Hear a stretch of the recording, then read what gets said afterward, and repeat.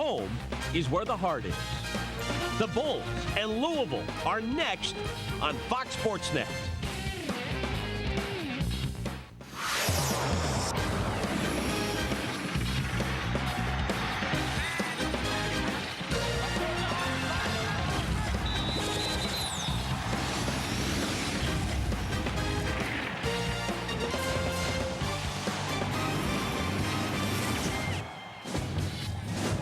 Live from Raymond James Stadium in Tampa, Florida, Fox Sports Net presents USF Football. Tonight, the Bulls make their Conference USA home debut. The Bulls entertain the Cardinals of Louisville. And be careful what you wish for. You know, for years, the South Florida Bulls dreamed about playing in a major conference and taking on some of the best teams in all of college football. Well, tonight, the Bulls get that and taking on undefeated Louisville. Hello again, everybody. I'm Al Keck. With me, the head coach of the Frankfurt Galaxy, Doug Graber. And Doug, kind of a yardstick game for the Bulls because after tonight, they'll find out just how good they are in taking on undefeated Louisville. They're going to find out in a hurry because this is probably the premier program in Conference USA. I'm speaking of Louisville. They've been to 5 consecutive bowl games, off to a 4-0 start, some quality wins, ranked 26th in the country. And I'll tell you, and what a matchup this is between these two head coaches. You have in Louisville, you got Bobby Petrino, probably one of the premier young offensive minds in the country right now. And of course, Jim Leavitt has always been a great, great defensive head coach, and as witnessed by their shutout last week of Army. You talk about that. What a way to open Conference USA play, 28-0. The victory over Army. It was the first time since 1981 that Army has been shut out at home, and that's saying something. It really is. And again, this is just going to be a fantastic matchup. You got the 20-game winning streak at home here at Raymond James. Maurice Jones right there is an outstanding middle linebacker for South Florida. This is going to be something. So the Bulls are 2-1. Louisville 4-0. Even some bowl games could be on the line tonight. It'll be the Bulls and Louisville live from Tampa and Raymond James Stadium right here on Fox Sports Net.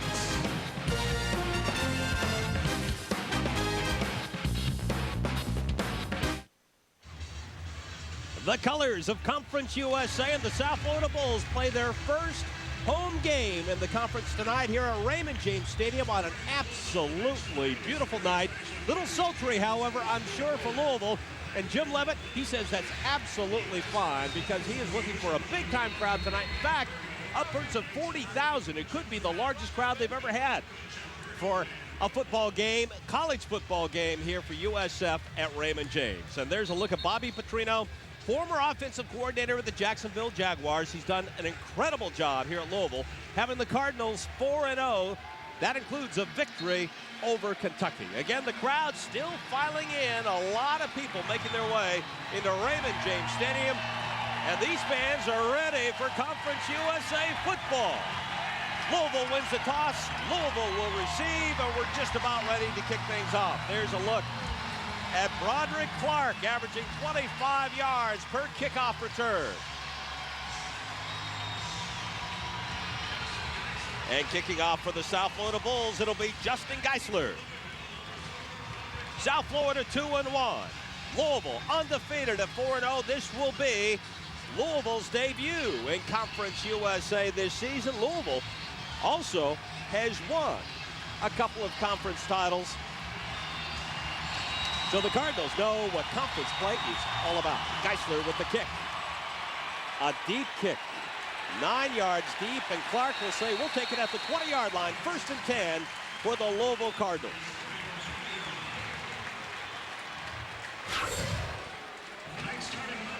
Here's a look at the starters for Louisville. They are led by junior quarterback Stephon LaForce. Had a concussion last week in the victory over Temple, but he's come back. He has thrown for 8 touchdowns on the season. A very veteran offensive line led by the center, Dan Coons. 24 consecutive starts. And the backs and receivers, J.R. Russell from Gaither High here in Tampa. There's the quarterback, Stephon LaForce. 1st and 10 for Louisville at the 20-yard line. Play action. LaForce with time. He hits Broderick Clark. The reception is good for a short game. Looks like Clark went down. He could have had some room to run. Now the defense for the South Florida Bulls. Tim Jones, 5 tackles for loss against Army last week. Linebackers led by Maurice Jones, the senior from Sarasota Booker, 32 tackles to lead the way. And the defensive backfield, J.R. Reed, 12 interceptions, #1 all-time for the South Florida Bulls. 2nd down and 6 at the 24-yard line. LaForce steps up, and he has all kinds of room. Gets a 1st down over the 30-yard line. You know, Alan, I know Bobby Petrino. I had a long talk with him on Thursday night, and he really does not want to see LaForce scramble very much. He has had 5 concussions, 3 in high school and 2 at Louisville, and they certainly don't want to see him take another hit on the head in particular, obviously. Louisville with the 1st down on the scramble. Ball marked at the 33-yard line, 1st and 10. That's Clark in motion at the bottom of the screen. The pitch.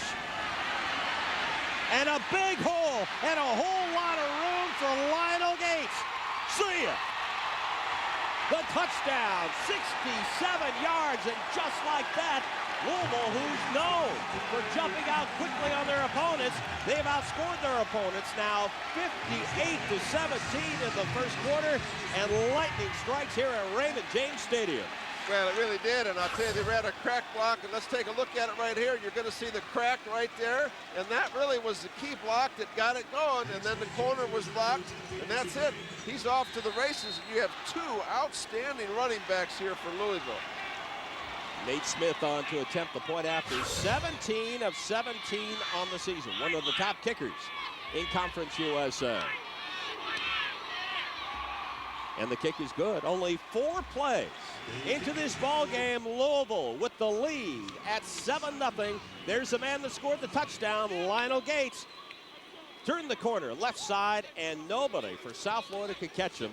67 yards for his 3rd touchdown of the season. 220-pound junior, and I'll tell you, this has really been the trademark of Bobby Petrino coach teams. They really have scored fast early in the game, and you watch the speed right there, and there's the crack, and that really was set the whole play up. And look at the speed of Gates as he gets up and down that sideline. That's a 225-pound running back running away from the South Florida secondary. And you know that means a little more for Gates. He grew up in Jacksonville, so he's coming home to Florida and has a 67-yard touchdown run and a 7-0 lead for the Louisville Cardinals. Again, how about the way that Bobby Petrino's Louisville Cardinals just love to start the game. Again, they have outscored their opposition 59-17 now in the 1st quarter, 97-27 in the 1st half. They like to jump on you in a hurry and never let you up. They do, Al. They do a lot of different things week to week. Bobby Petrino scripts the first 12 plays. They don't care what the down and distance is. They're going to script and run those 12 plays in succession. Last year, Coach Petrino was the offensive coordinator at Auburn. And I'll tell you what now, how much are they, as Auburn is kind of missing him a little bit this year. And I just talked to the Louisville athletic director, Tom Jurek, and they are thrilled to have Bobby Petrino as their new head coach. And I'll tell you, Jim Leavitt is a defensive coach. That is going to get him upset right off the bat, and I don't blame him. Very poor conversion on the crack right there by South Florida. Smith the kick, back to receive. This is J.R. Reed at the goal line. Reed with blocking. Reed finds a hole, cuts back at the 30. And Reed tries to pull away from Louisville, but a big-time return for the South Florida Bulls. They say anything you can do, we can do better. To tackle by the kicker, Nate Smith, that may have prevented an answering touchdown for the South Florida Bulls. Absolutely, and anytime the opposing team comes out and scores on the first possession, you've got to answer the bell. Here's a look at the starting lineup for the South Florida Bulls. The quarterback, Ronnie Banks, up and down throughout the season. 5 touchdown passes so far. Up front, the guy to keep an eye on, Derek Sarosi. He is a veteran there, meant so much to the offensive line. Backs and receivers for the South Florida Bulls. From the shotgun, Banks quickly to the air. He finds Huey Whitaker. That's good for a 1st down.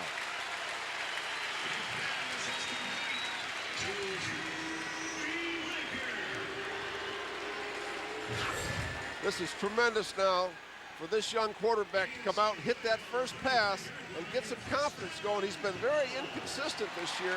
He has ability. He could throw the ball. And the Bulls have come right back. They are deep in Louisville territory. That's DeJuan Green, the transfer from Georgia. The first carry for the South Florida Bulls. Now the defense for Louisville. Up front, they are very tough defensively. Montavious Stanley, Tyrone Satterfield, and Marcus Jones. Jones with 4 sacks so far on the season. The linebackers, Robert McCune, number 2 in Conference USA in tackles. Brent Johnson, number 2 in tackling for Louisville. Again from the shotgun on second down. Banks with time. Once again, Huey Whitaker inside the 20-yard line. Now, those of you watching tonight who have not seen this South Florida offense, it's very interesting to watch. They run a no-huddle offense. They are continually shifting people in and out of the game. And look at this throw right here. Again, a great throw to the big Huey Whitaker. And again, they signal all the plays in from the sideline, all the formations. It's very fast-paced. At the 17, Brian Fisher in a quarterback. He pitches off to Green. Green gets it over the 15-yard line before he's brought down by several members of Louisville, led by Robert McCune and Antoine Harris. And so sets up a very interesting third down play. Make that, it is a second down play for the South Florida Bulls. It'll be second down and 7. And Brian Fisher is a great little athlete. He's 5'9", 180, was an all-state quarterback up in Pensacola. Had a pair of touchdowns against Alabama, one on a run as an option quarterback, the other as a catch. Second down and 7. Banks gets away from pressure. Banks looking to the end zone. Incomplete. He had Victor Glenn open momentarily for South Florida. That's the biggest difference between Ronnie Banks and Marquel Blackwell. He does not throw on the run quite as well as Blackwell did for the last 4 years. Take a look at the replay here. They're running a blitz. He comes scot-free from the outside. Nice job of Banks of avoiding the pressure. But right here, you just got to put everything in slow motion to get the ball down a little bit. Joan Bain, the intended receiver. Third down and 7. Ball marked at the 14. Banks again steps up. Huey Whitaker, touchdown South Florida, and the Bulls answer. Bingo, just like that. Wow, what a great drive and way to answer the bell for South Florida.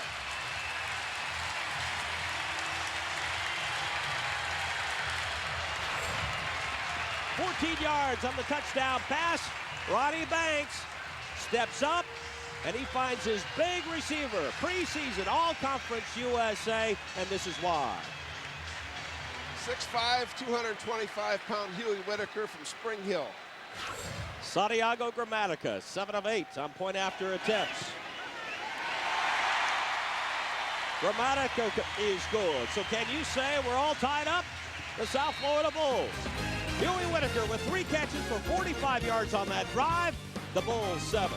Louisville 7 here at Raymond James.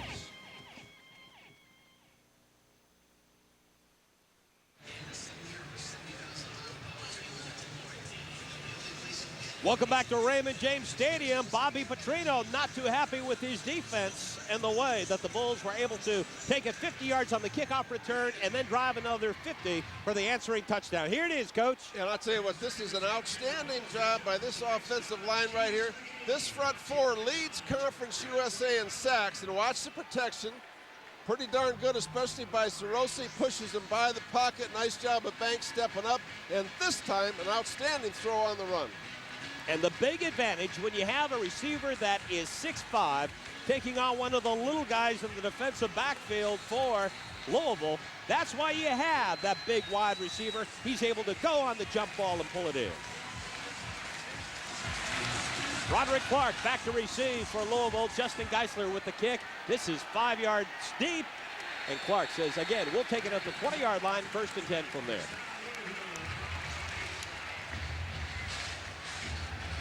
So Louisville headed for all of 4 plays on the opening drive. Lionel Gates found an opening on the left side. He sprinted 67 yards for the touchdown and the opening points of the game. And again, the Bulls drive 50 yards for the answering score.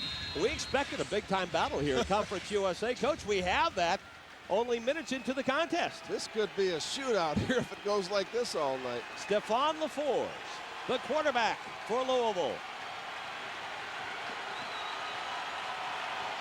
That's Clark in motion. And again, pounding away with the running game, it's Eric Shelton. Shelton was one of the top recruits in the country, decided to go to Florida State. An awful lot of talent there as well at running back. Shelton decided to transfer back home, and he transfers to Louisville. Yeah, and he's 245 pounds, and this really is the key to this game because Louisville's averaging 200 yards a game rushing. And they have done that for their opening 4 games of the season. Anytime you can do that, you can truly control the football. Quick pass, looking for Tampa's J.R. Russell. And the Bulls are right there in coverage. J.R. Reed among the defenders for the South Florida Bulls. This is a quick 3-step, and he just overfires. You know, a lot of times when you get your adrenaline going as a quarterback, that's typical to get some overthrows. Courtney Davenport, the former running back, now a linebacker, also in coverage for the South Florida Bulls. Interesting 3rd down and 3 for Louisville.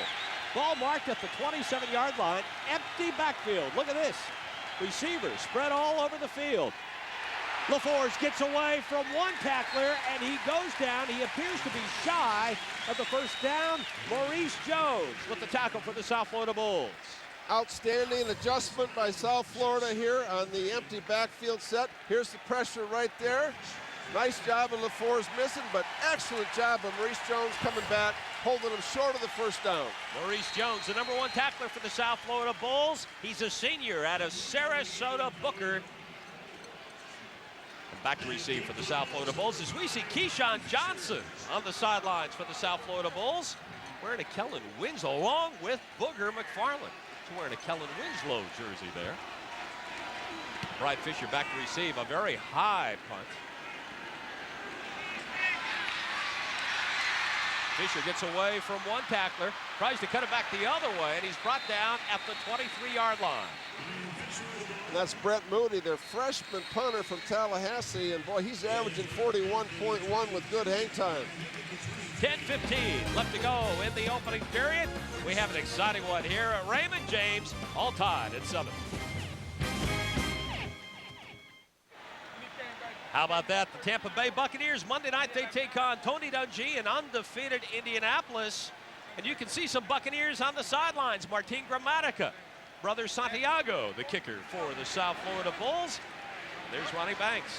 He led South Florida on a 50-yard drive on their opening possession. And a touchdown pass to Huey Whitaker, his 2nd reception, touchdown reception of the season.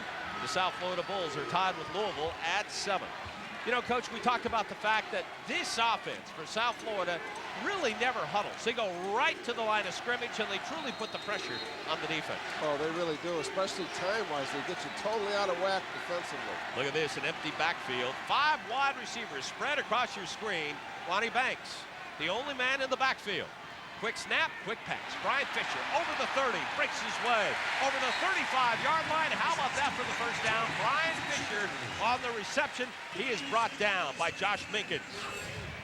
We're going to take, now this is their base coverage now. Louisville is a cover 2 team. There's the 2 safeties, and they're going to spread them out and hit these short zones on them like you see right here. Stop right there, get it in there between the backers. Good game.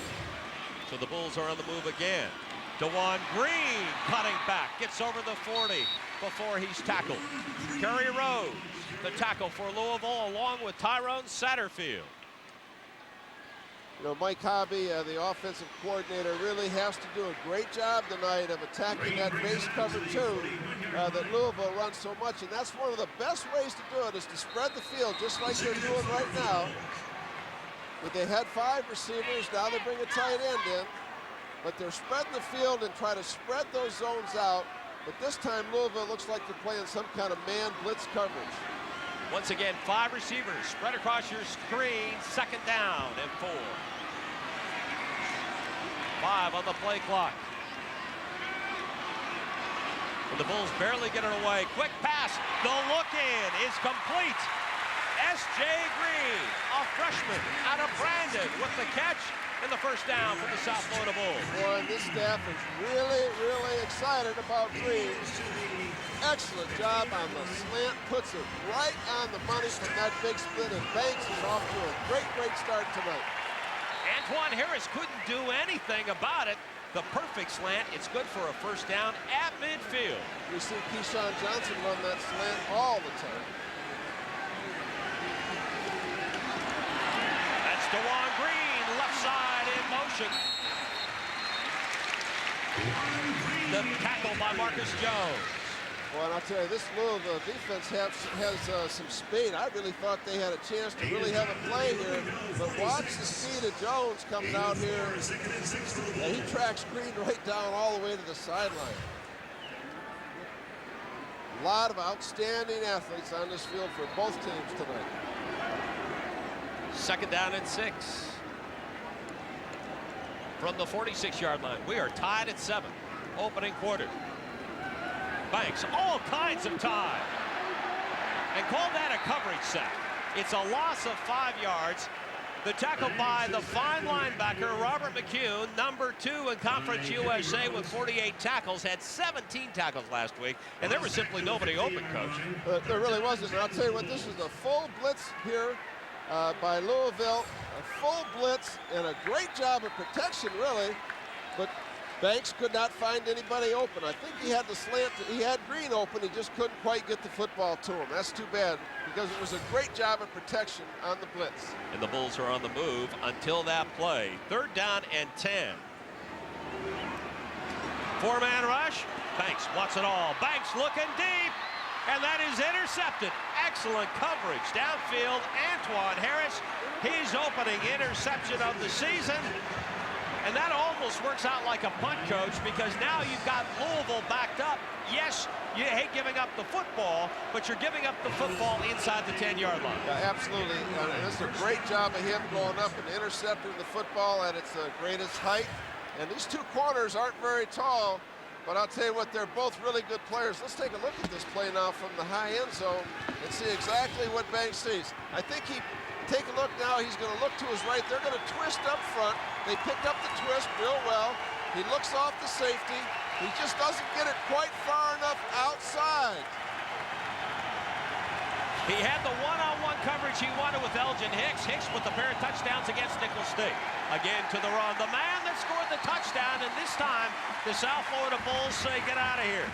You ain't going to do it against us this time. And a host of tacklers led by Courtney Davenport there for South Florida. No gain on the play.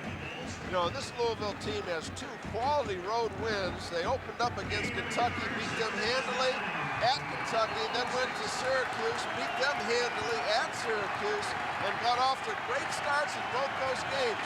First time they've really been tested going into, late in the first quarter like this. It is a gain of 1 at the 6-yard line. 2nd down 9. Play action. LaFours from his own end zone. He's looking deep for Clark. And the Bulls are right there in coverage. Bruce Gibson had one-on-one coverage, and he was there step for step.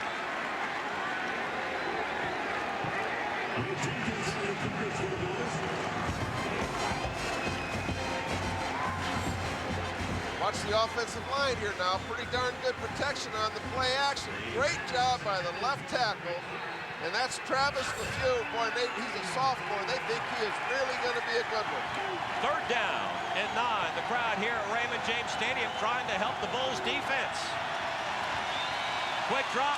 LaFours hits Clark. Clark tries to fight his way for a first down, but he appears to be short. Coverage by Maurice Jones and Kenny Robinson. Yeah, this is a 3-step drop. He's a little bit late reacting here, and then he loses it. But he's able to just get enough of that ankle to get him down. It'll be 3 and out for Louisville. Back to receive, and the Bulls should get excellent field position. It'll be Brian Fisher standing near midfield. Brett Moody will punt for Louisville. Al, this is great stuff. This crowd is really getting into it. First big time game here at Raymond James on the college scene. Once again, the Bulls have won 20 straight here at Raymond James. Moody, a left-footed kicker, a high spiral. Fisher takes it on the run. Fisher pulled down just over the 50, or make that the 45-yard line. We have a flag down, and the tackle is made by Jonathan Jackerson of Louisville. Well, I'll tell you, got to be careful now with Fisher back there because he is outstanding in the open spaces. Very, very quick and explosive. Now the Bulls are hoping this is on Louisville because they have excellent field position. They don't want to go back on the other side of the 50-yard line. It is holding against South Florida, and that hurts because they would have had big-time field position at the 45. Yeah, that's from the spot of the foul, and boy, they're coming. Oh, that really was a cost them about. We have a hold. 10 yards from the spot of the foul. First down. Now that cost them 15 yards in field position. That hurts. But of course, if Banks if he comes out and continues to be hot, they'll be fine. 5:44 left to go in the opening period. Everything you could want in a Conference USA game. Louisville, South Florida, tied at 7 at Raymond James. The Bulls own a 20-game home winning streak, the second longest right now in college football, and there's a sign: we must protect our house. You can watch the Bulls try to protect their house coming up on Friday as they take on TCU, Raymond James Stadium, in a Conference USA showdown sponsored by Singular Wireless and Bright House Networks. Tickets start at $20 plus a service charge through Ticketmaster, the Sun Dome ticket office, or by calling 1-800-GO-BULLS. TCU against the Bulls Friday, October 10th, 8 o'clock, right here at Raymond James Stadium. So this is a tough stretch for the South Florida Bulls. They've got Louisville, TCU, and Southern Miss in October. TCU also is undefeated. And TCU rated one of the top teams in the country, not just Conference USA. So the Bulls at the 42-yard line. 1st and 10 from there. We are tied at 7. Both teams scored on their opening possession. From the shotgun, Ronnie Banks. Again, looking over the middle again. Brian Fisher, complete. That into Louisville territory inside the 35-yard line.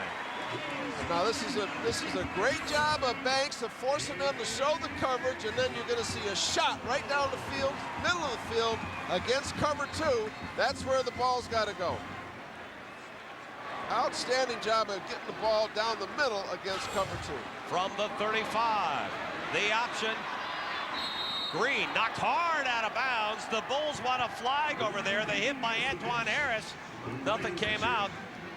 Green on the run for South Florida.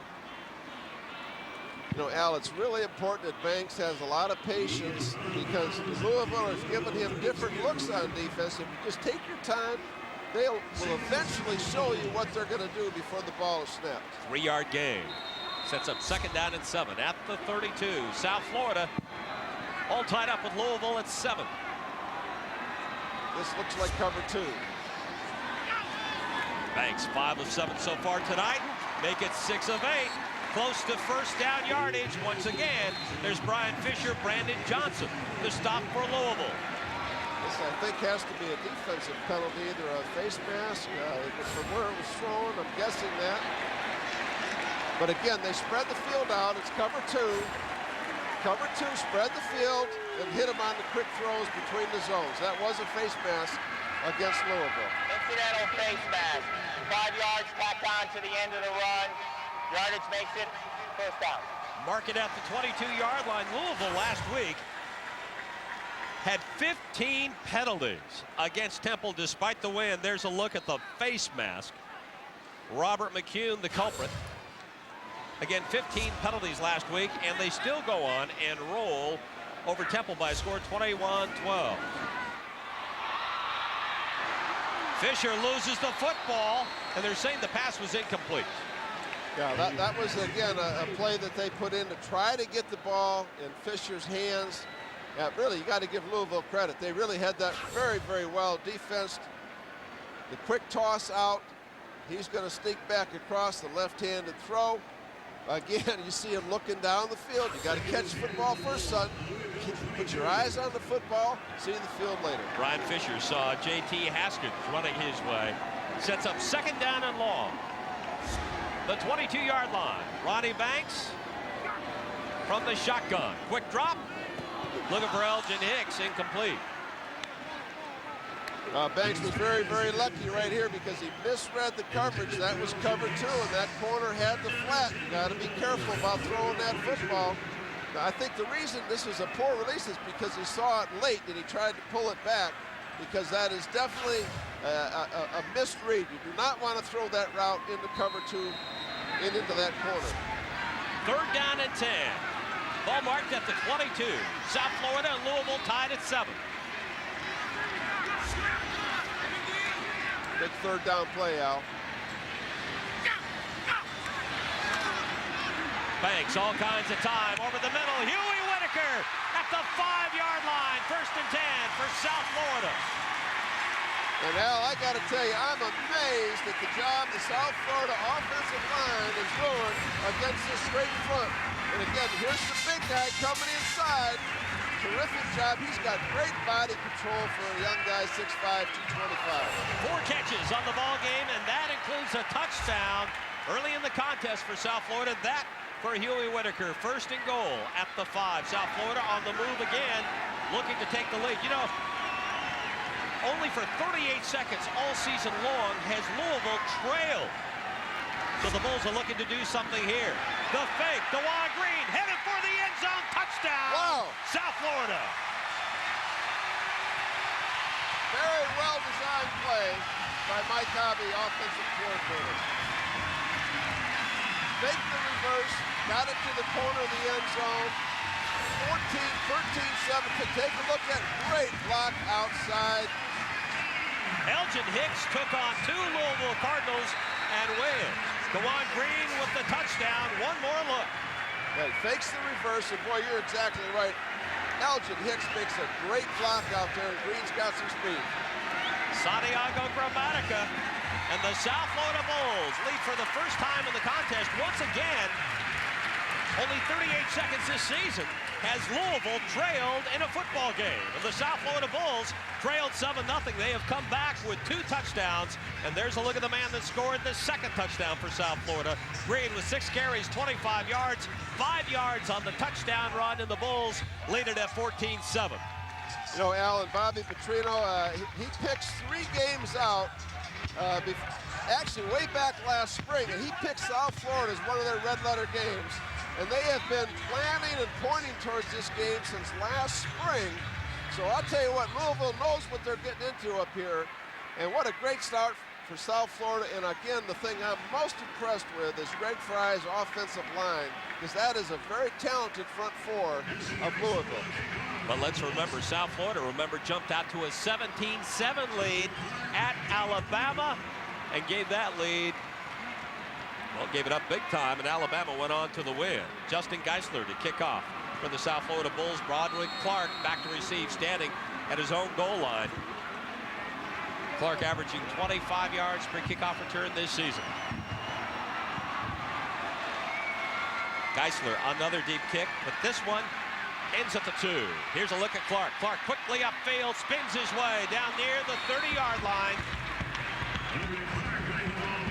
You know, he is an outstanding return guy, averaging 24.7 preseason, Conference USA preseason, 1st team pick.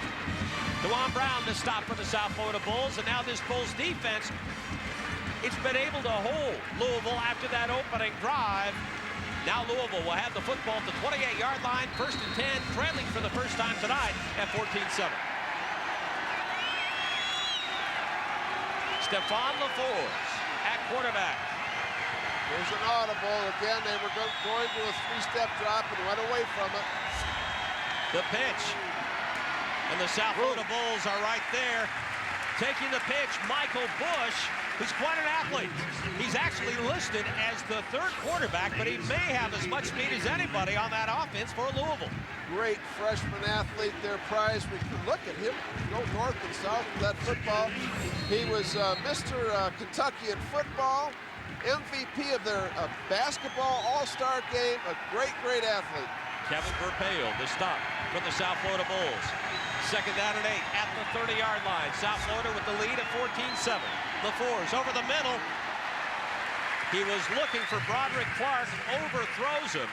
Kevin Verpeil in the neighborhood. Now last week, Kevin Verpeil picked off a pass and took it back for a touchdown against Army. And LaForce looked just a little bit out of sync on that throw. Got it up high. You got to be careful of that. Now, you can't get them up high where they're tipped up in the air. And, you know, he went out of that Temple game last week early with a concussion. 3rd down and 8 at the 30-yard line. from the shotgun. Big crowd here at Raymond James Stadium trying to cheer on the Bulls defense. LaFours again over the middle. Pass complete to J.R. Russell from Gaither High School. Right up the road on Dale Mabry, but he is shy of the first down. Ball marked at the 36. That's a good 3-yard shy. And so again, it'll be 3 and out for Louisville, and the Bulls will receive a punt. Great pressure by Jones. Good throw. If he could have kept his feet, he could have run forever. Moody in the punt. Back to receive for the South Florida Bulls. Ryan Fisher standing at his own 25-yard line. And it's a fake. Moody on the run. Moody gets a first down and much more. With the flag down, we'll see if this is coming back. If this is against Louisville, believe me, the Bulls will have dodged a big-time bullet. I think this is going to be against Louisville. I think you had a hold downfield here. Let's see how they call it. That's exactly what it was. And they really caught South Florida napping right there.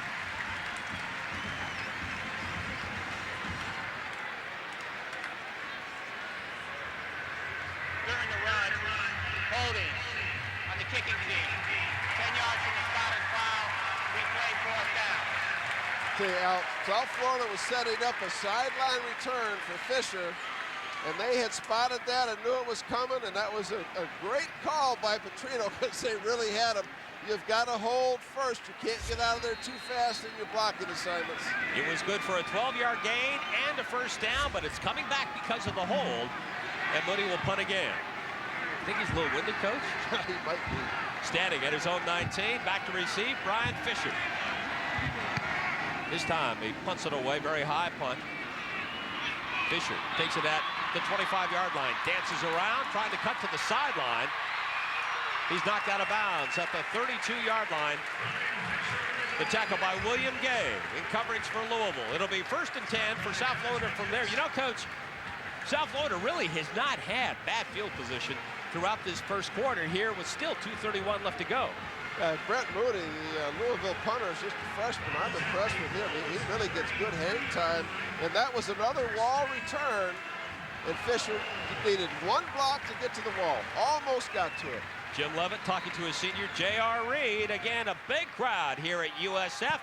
South Florida looking to run its home winning streak to 21 in a row. Quick drop, quick pass.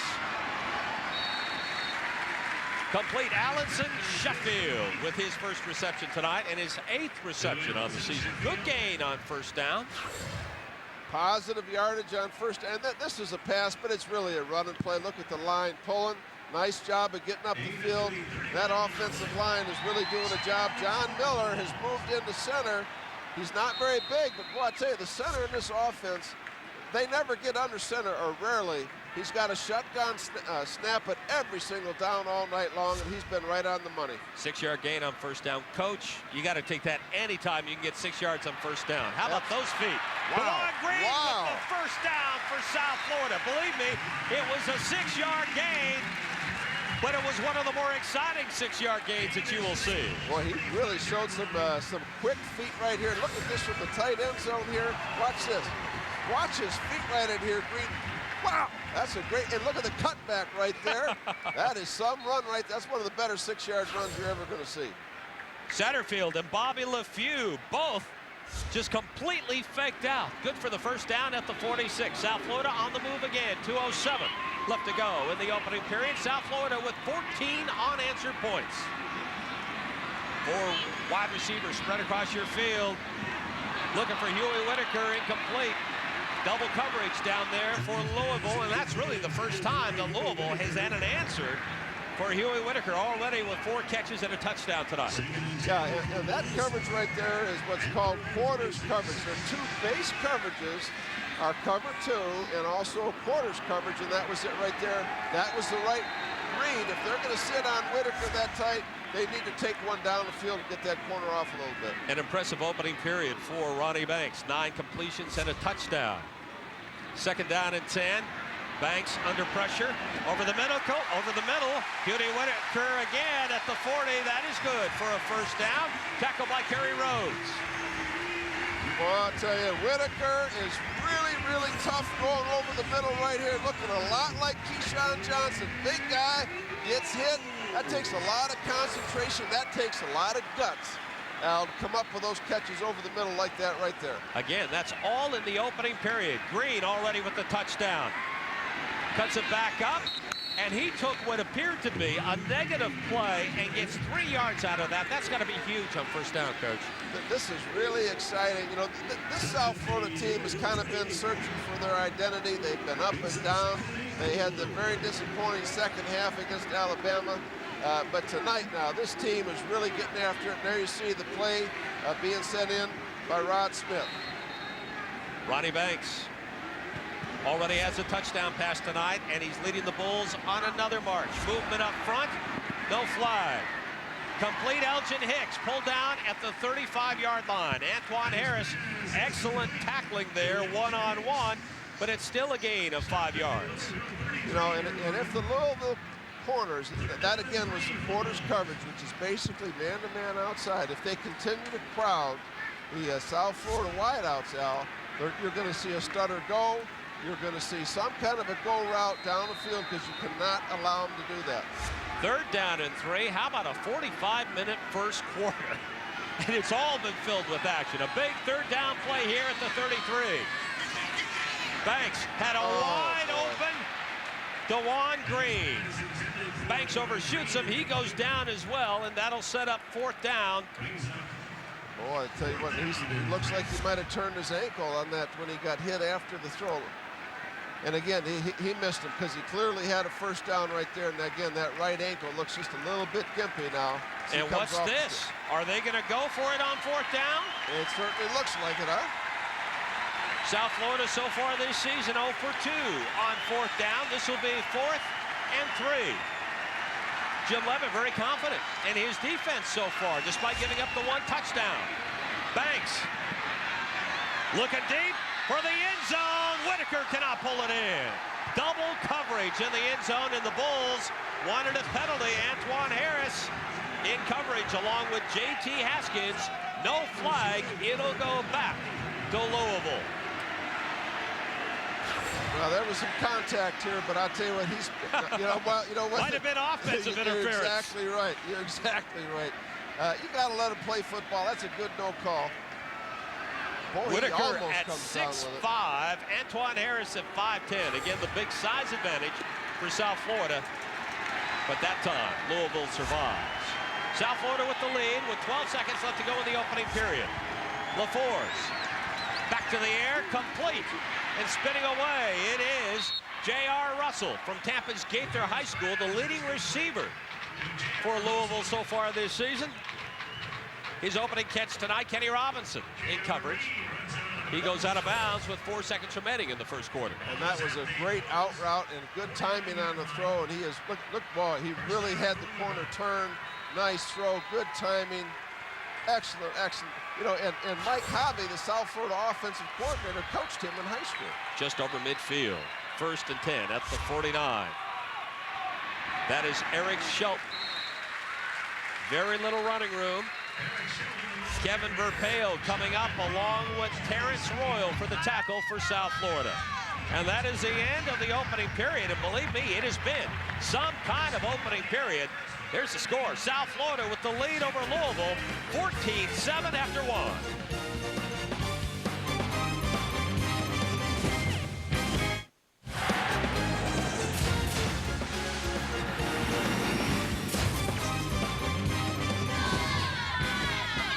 USA football here on Fox Sports Net. South Florida with the lead as we get ready to start the second quarter of play.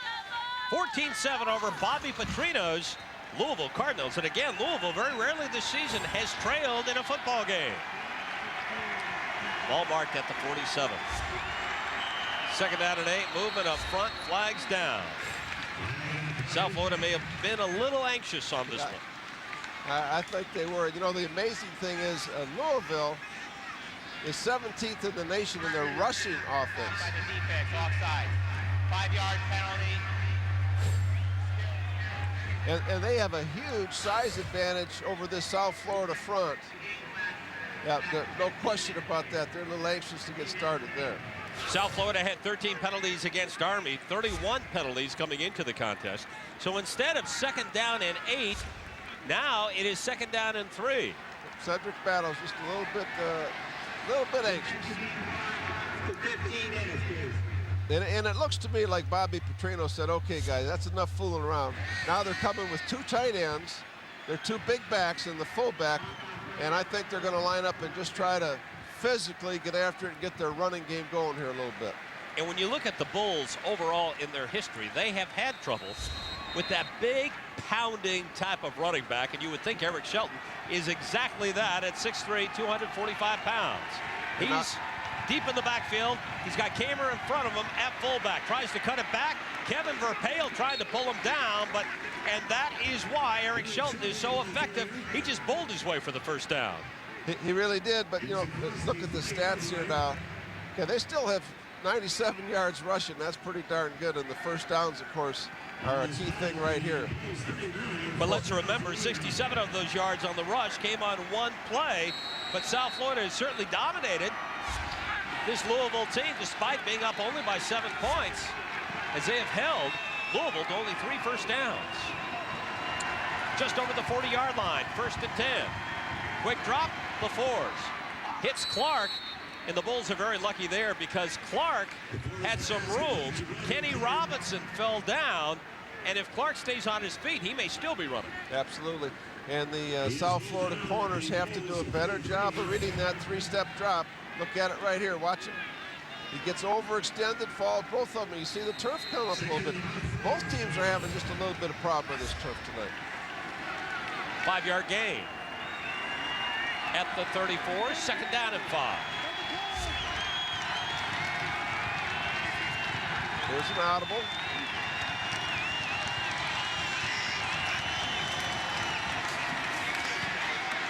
Once again, it's Michael Bush. Very little running room. And Al, it looks to me like any time that Louisville's coming out with 2 backs in the backfield, yeah, this is really a busted play right here, no question about it. But anytime they have 2 backs in the backfield, South Florida is getting the one of the safeties up in the box to get an 8-man front to stop the run. Nice job by Jones right there, and there you see Verpail coming in. 3rd down and 4 at the 33-yard line. The Bulls would love to stop Louisville right here and keep that 7-point lead.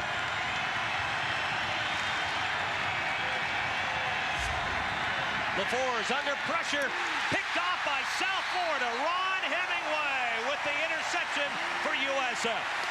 That was an option route. The receiver ran outside. The quarterback read it inside. That's a great job by South Florida. A total misread by LaFours. Louisville should have zigged when they should have zagged. There's the interception. Ron Hemingway, the first turnover in this contest for Louisville. And the Bulls stop Louisville. That's twice now they've blitzed Jones right up the middle. He's been scot-free on the quarterback both times. At the 23-yard line, 1st and 10. South Florida with the 7-point lead, just underway here in the 2nd. DeJuan Green over the 30 down to the 35-yard line. Another first down. 11 first downs already in the ball game for South Florida. And again, watch Green on the cutback right there. That's the key to set that up. A nice job by the center and the guard. Great job downfield. Brent Johnson with the tackle for Louisville. Ball marked at the 35, 1st and 10. South Florida again, 11 first downs already in this contest. Banks steps up. He was looking for the freshman, S.J. Green. Boy, and he had him wide open, Al. He just misfired a little bit. And again, I am so impressed with this offensive line against this very athletic group of front. Look at the protection right here. I mean, he's got all day long and just simply misfires. He had him open.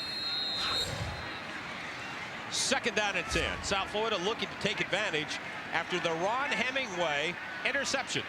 South Florida with the lead at 14-7. Banks under pressure. Tried to drop it over the middle. That was a very dangerous pass.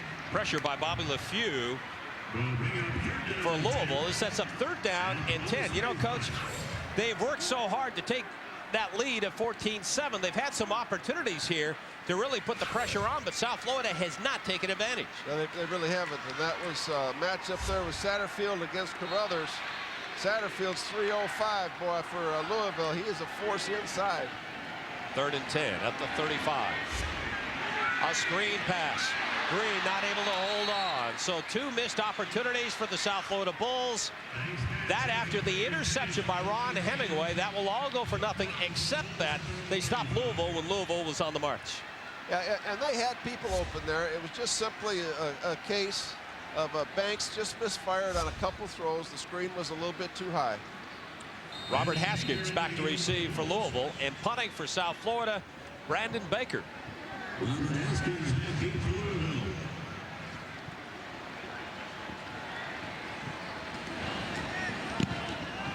Oh, what a high, deep punt. Haskins, and this will be a penalty. Oh, that's too bad, because South Florida would have had Louisville pinned back. You know, and I talked to Coach Leavitt this week about Brandon Baker, this young punter, and he says, you know, when he hits him, he is unbelievable. He's got a cannon for a leg. The penalty against South Florida. I don't think he thought the ball could not be there. I mean, that ball was up forever. Kenny Robinson on the hit. One problem, he didn't give Haskins an opportunity. Opportunity with contact. It's a 15-yard penalty from the spot of the foul. Automatic 1st down. And again, a very big penalty as Jim Leavitt is talking with Kenny Robinson. Instead of being pinned back inside the 5, look out. Louisville has decent field position. 14-7, USF with the lead.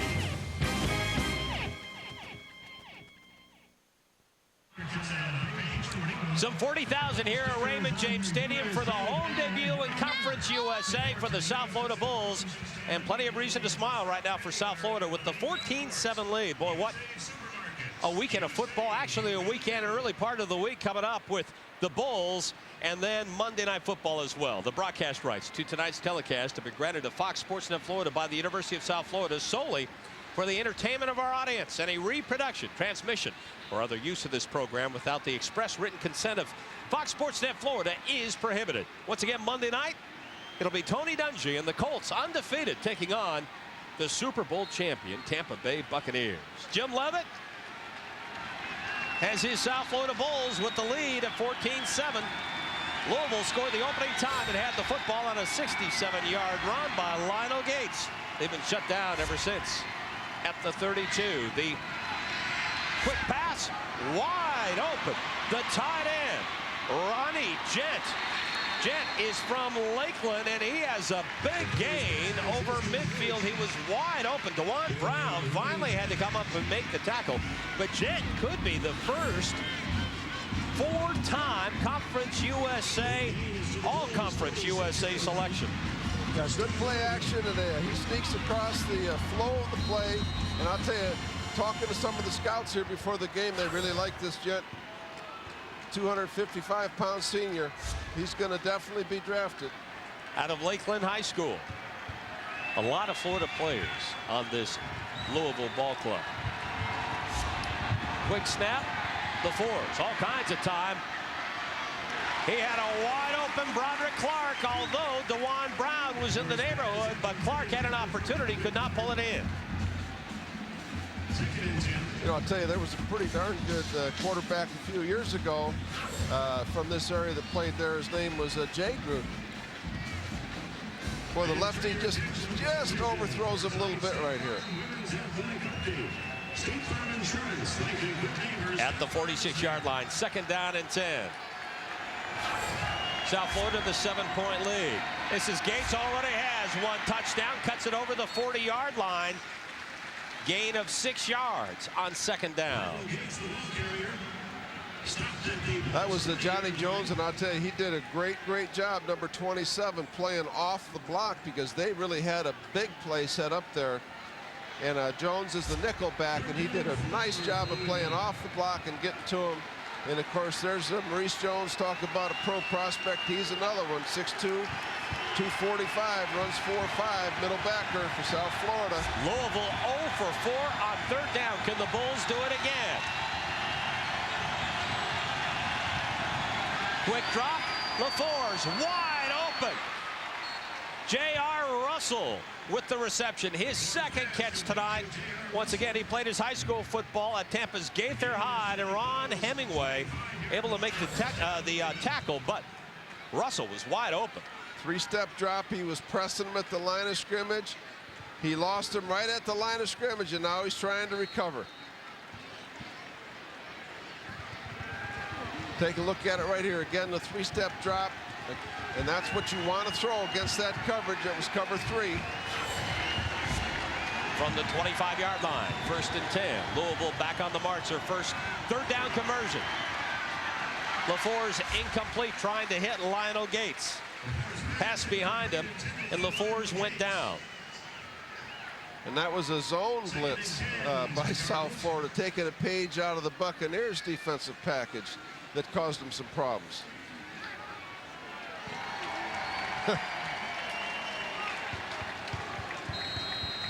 Louisville's won a pair of Conference USA titles, but Louisville now trailing for really one of the rare times this season. Undefeated coming in at 4-0. At the 25, 2nd down and 10. Play action. LaFour's thought about running. He had his tight end, Ronnie Gent, who made a big play a few moments ago, but not able to hold on that time. And this sets up 3rd down and long. Yeah, and of course, this is the counter pass with trying to hit the tight end coming across the field. And he just misfires a little bit behind him. That's hard for a lefty to make that throw going to his right, Al. Not only that, it looked like it was going end over end. Not exactly the smoothest of passes. That had to be a tough catch for Ronnie Gent. All right. Here you go. 1 of 5 on 3rd down. 3rd and 10 from the 25-yard line. Louisville looking for the answering touchdown. Another quick drop, and Craig Coble says you're not going anywhere. His 2nd sack of the season, and this will set up 4th down. Full blitz, man-to-man coverage. And the best thing here now, this makes this a very long field goal attempt. And again, a key sack right here by Coble. That's a great job of beating the guard inside, and down he goes. This makes it now a long field goal. Nate Smith on to try what appears to be a 47-yard attempt. And South Florida wants Nate Smith to think about this. He has a long of 48 this season. You know, and they only, I was watching very carefully on their field goal setup. They only had the ball spotted 7 yards deep. Now, I bet that's exactly what Jim Leavitt is telling his block team right here. I would think they'd have to get the ball to 8 yards, because on a long field goal, the ball has a tendency to go lower. You're going to see some inside leapers for South Florida, I'm sure, if they don't get the ball back a little deeper than that. They were only set at about 7 yards that time from the line of scrimmage. On a longer field goal, normally you're going to get it at 8 yards to give that kicker a little more time to get the ball up. By the way, on the field for South Florida trying to block this field goal is number 15, Huey Whitaker, the fine wide receiver. He's 6'5", so you know he's going to be going right over the middle looking to block this try. That's right. He's going to be a middle leaper. He's going to position his back right to the middle of the goalpost and try to time it up and get up as high as he can. It'll be a 47-yard attempt. Nate Smith 4 for 4 this season. Again, has a long of 48 yards. Good snap, good hold, and it was blocked, and guess who? It was Huey Whitaker, the big 6'5" wide receiver coming in to knock that away. Well, Al, that's exactly what happens on a long field goal. That's why the sack was so key, because on a long field goal like that, you want to try to block it up the middle, and he really hit this low, I think. Let's take a look. Javon Kamen and Whitaker. Let's see who gets it. It was Huey Whitaker. He smothered that field goal attempt. Great job of coaching by Jim Leavitt. He's the one that called the timeout and set that block up. Huey Whitaker's done it all tonight. He's got a touchdown pass and now blocks a field goal attempt. DeJuan Green trying to find some room over the 35-yard line. Very little gain. Bobby LeFew, the stop for Louisville. And Al, I think this drive is really important now for the South Florida offense. They have to get a couple of first downs here and give their defense a chance to get a little bit of a breather. The South Florida Bulls really have not had bad field position all night long. Ball marked at the 36. Second down and 9. 4 receivers for South Florida. Banks on the pump fake, and he gets nailed. And Al, that's exactly what we were talking about. They had it set up outside against that quarters man coverage. They were trying to hit a stutter go route. See the arm fake right there? Unfortunately, the protection did not hold up, and down he goes. But you know what? In my opinion, they're making the right calls. You cannot let those corners squat like that, and you don't have to hit the pass necessarily. Believe me, that got their attention right there. Brandon Johnson, Marcus Jones with the sandwich for Louisville. Third down and 18. Banks steps up. Elgin Hicks at the 40. Elgin Hicks trying to fight his way near the 45-yard line, but he will be shy by a couple of yards. Antoine Harris roped him in and was not about to let Elgin Hicks slip away for the first down. You know what? That's 18 yards, though, of positive field position for South Florida. And the way Justin Geisler hit his opening punt, that could be very important. Robert Haskins, you know he's going to have his eyes on Kenny Robinson because he was nailed the last time he tried to receive a punt. Brandon Baker standing at the 30-yard line. Steps into it again. A very long punt. Haskins just lets it go. Can the Bulls get to it? And was this another hit? Another penalty flag is down for South Florida. And Jim Leavitt doesn't agree with what he thinks this call will be.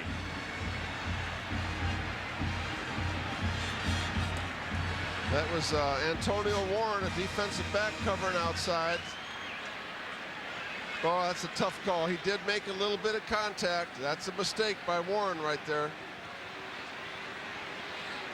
That's a shame. 2 great punts by Baker. He's gonna follow him and trail him all the way to the bench.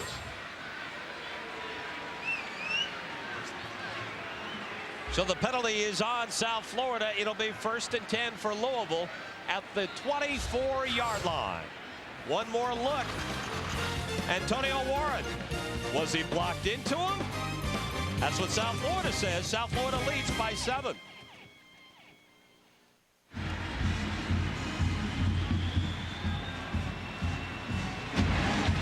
Remember, coming into this ball game, Louisville had trailed for only 38 seconds all season long. South Florida took the lead in the opening quarter, and Louisville has trailed since then. 14-7 the score. You know, loaded with 90 minutes of up-to-the-minute racing news and trackside analysis. The pre-race show, NASCAR This Morning, will put you in the driver's seat with everything you need to know about today's big race. Watch what the pros want. NASCAR This Morning, Sunday at 11 a.m. So the penalty for South Florida again on punt coverage. And Jim Leavitt's trying to get this crowd into gear, putting the pressure on Stephon LaFours and the Louisville Cardinals. Well, they're up on their feet, and I'll tell you, this is a great scene here at Raymond James Stadium tonight. More than 40,000 for Conference USA, the home debut for the South Florida Bulls in conference play. Eric Shelton gets it up over the 35-yard line before he's pummeled by Maurice Jones. You know, and Maurice Jones used every bit of his 4.5 speed to get to that toss into the split end side. And Al, this is so great now to see this stadium jumping like this. And I tell you, Jim Leavitt and the South Florida, they continue to amaze me to be able to compete with a program like Louisville this fast. Louisville, 5 straight bowl appearances. 2nd down and 7 at the 27-yard line. The option, LaFours pitches back, Shelton cuts it over the 30, tries to grind his way near the first down. Tim Jones, J.R. Reed, the tackle for South Florida. By the way, coming up at halftime, we'll have a very special look at J.R. Reed, the senior out of Hillsborough High School here in Tampa, the all-time interception leader for the Bulls with 12 picks. We'll talk to him about his career here at USF. And coach, here he is, a senior, one of the many seniors here for South Florida that have never lost a home game at Raymond James Stadium. That's exactly right. 3rd and 1. Unbalanced, unbalanced. Play action. LaForce on the rollout. He'll run for it. Gets a first down. Faked out. Stephen Nicholas. And that was enough to get the first down. Beautiful run by LaForce. That was a very well-designed offensive play. I think it was run first all the way. It's an unbalanced line.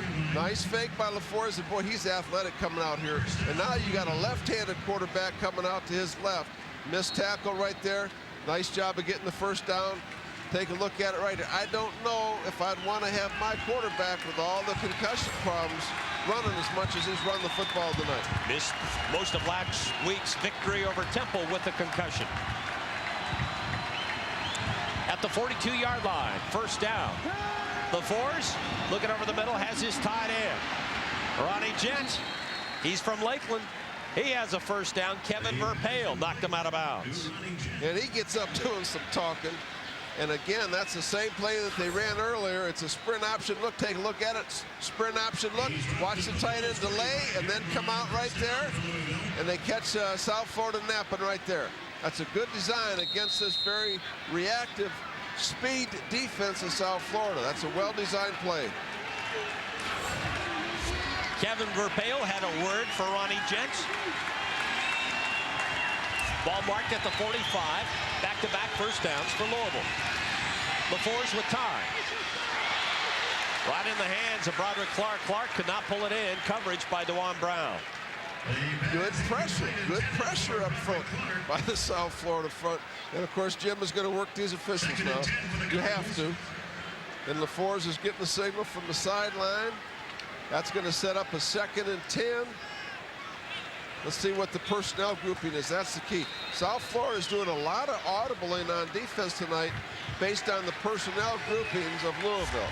Louisville scored the opening time to touch the football. Lionel Gay, 67 yards on a touchdown run.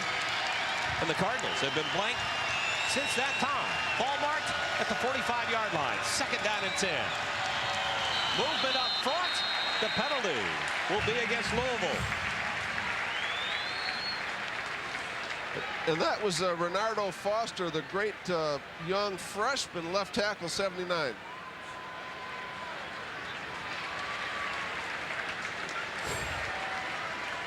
Once again, Louisville 15 penalties last week against Temple. They had 31 coming into that ball game. You saw the left tackle there just jump with 6'6", 310, and Bobby Petrino thinks he is going to be a great one. He's a redshirt freshman. He just moved from defense to offense. From midfield. 2nd down and 15. Shelton with blocking. Gets away from Maurice Jones, and he gets a big chunk of that yardage back. Brought down just inside the 40-yard line. Oh, I'm going to tell you now, there is some banging going on out here now. This is really the same trap play that South Florida. Watch this hit right here. Got the big 245-pound back. Wham! There's some banging going on. Shelton, 151 yards and 2 touchdowns at Kentucky. 135 yards in the victory over Syracuse. 3rd down and 4. J.R. Russell not able to pull it in, so the Bulls able to hold on 3rd down again. 3rd down and 4, and Louisville looks like they're going to go for it, Coach. Yeah, this is kind of never land right here from the 35 to the 40. You got to make a decision as a coach, and you're exactly right. They are lining up as though they're going to go for it. It's too long for a field goal attempt.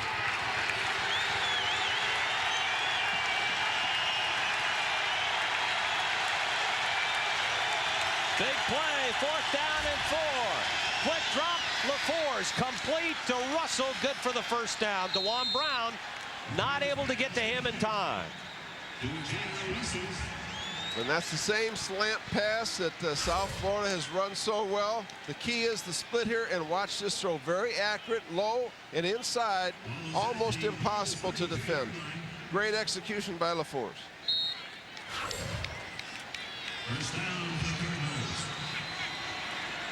You know, on short yardage like that, I'd really rather have my corners up pressing and not playing off. At the 32, 1st and 10. The fake, LaForce steps up. Knocked away. Beautiful defensive play by South Florida. Bruce Gibson prevents the touchdown on one-on-one coverage. The young corner out of Port Charlotte, and I'll tell you what, that ball was thrown over the top of the safety. That's a great individual effort by the corner. Play action, trying to run the post. He got the safety up a little bit. Wow, what a recovery by Gibson. That is what you call defense. Reaches the hand in just in the nick of time to knock away what appeared to be the tying touchdown. At the 32, 2nd down and 10. LaForce changing the play. Lionel Gates in the backfield. The pitch to Gates already has one touchdown. Cuts it up. Kevin Verpail knocks him over. Daddy Verpail. Kevin Verpail, outstanding senior safety here for South Florida, has 2 little girls at home, a 4.5-year-old and a newborn. It's a great effort here by Verpail. Watch him get in there and stick it right there. Do you think he's taught them that move? I think she That's a way to has. take care of guys. He's been a tremendous, tremendous football player for South Florida. How about another big 3rd down play for this USF defense? Louisville on the march again. They trail 14-7. LaForce steps up. Nearly picked off by South Florida again. And guess who? Bruce Gibson. He has come up so big for the USF defense on this drive. And that almost could have been called offensive interference because he really had the better position. And again, 4th down now, and the ball's at the 30-yard line. Take a look at the replay right here. Again, the play action fake. Pretty darn good throw by LaForce. Great defense right there by Gibson. So after converting on 4th down the last time around, Bobby Petrino will try it again, only this time it is 4th down and 9. And South Florida did not have the correct defensive personnel on the field. Wisely took a timeout. Too crucial of a play not to have your nickel defense out there. 3:43 left to go in the 2nd quarter. And South Florida owns a 7-point lead. They'd love to stop the Cardinals right here.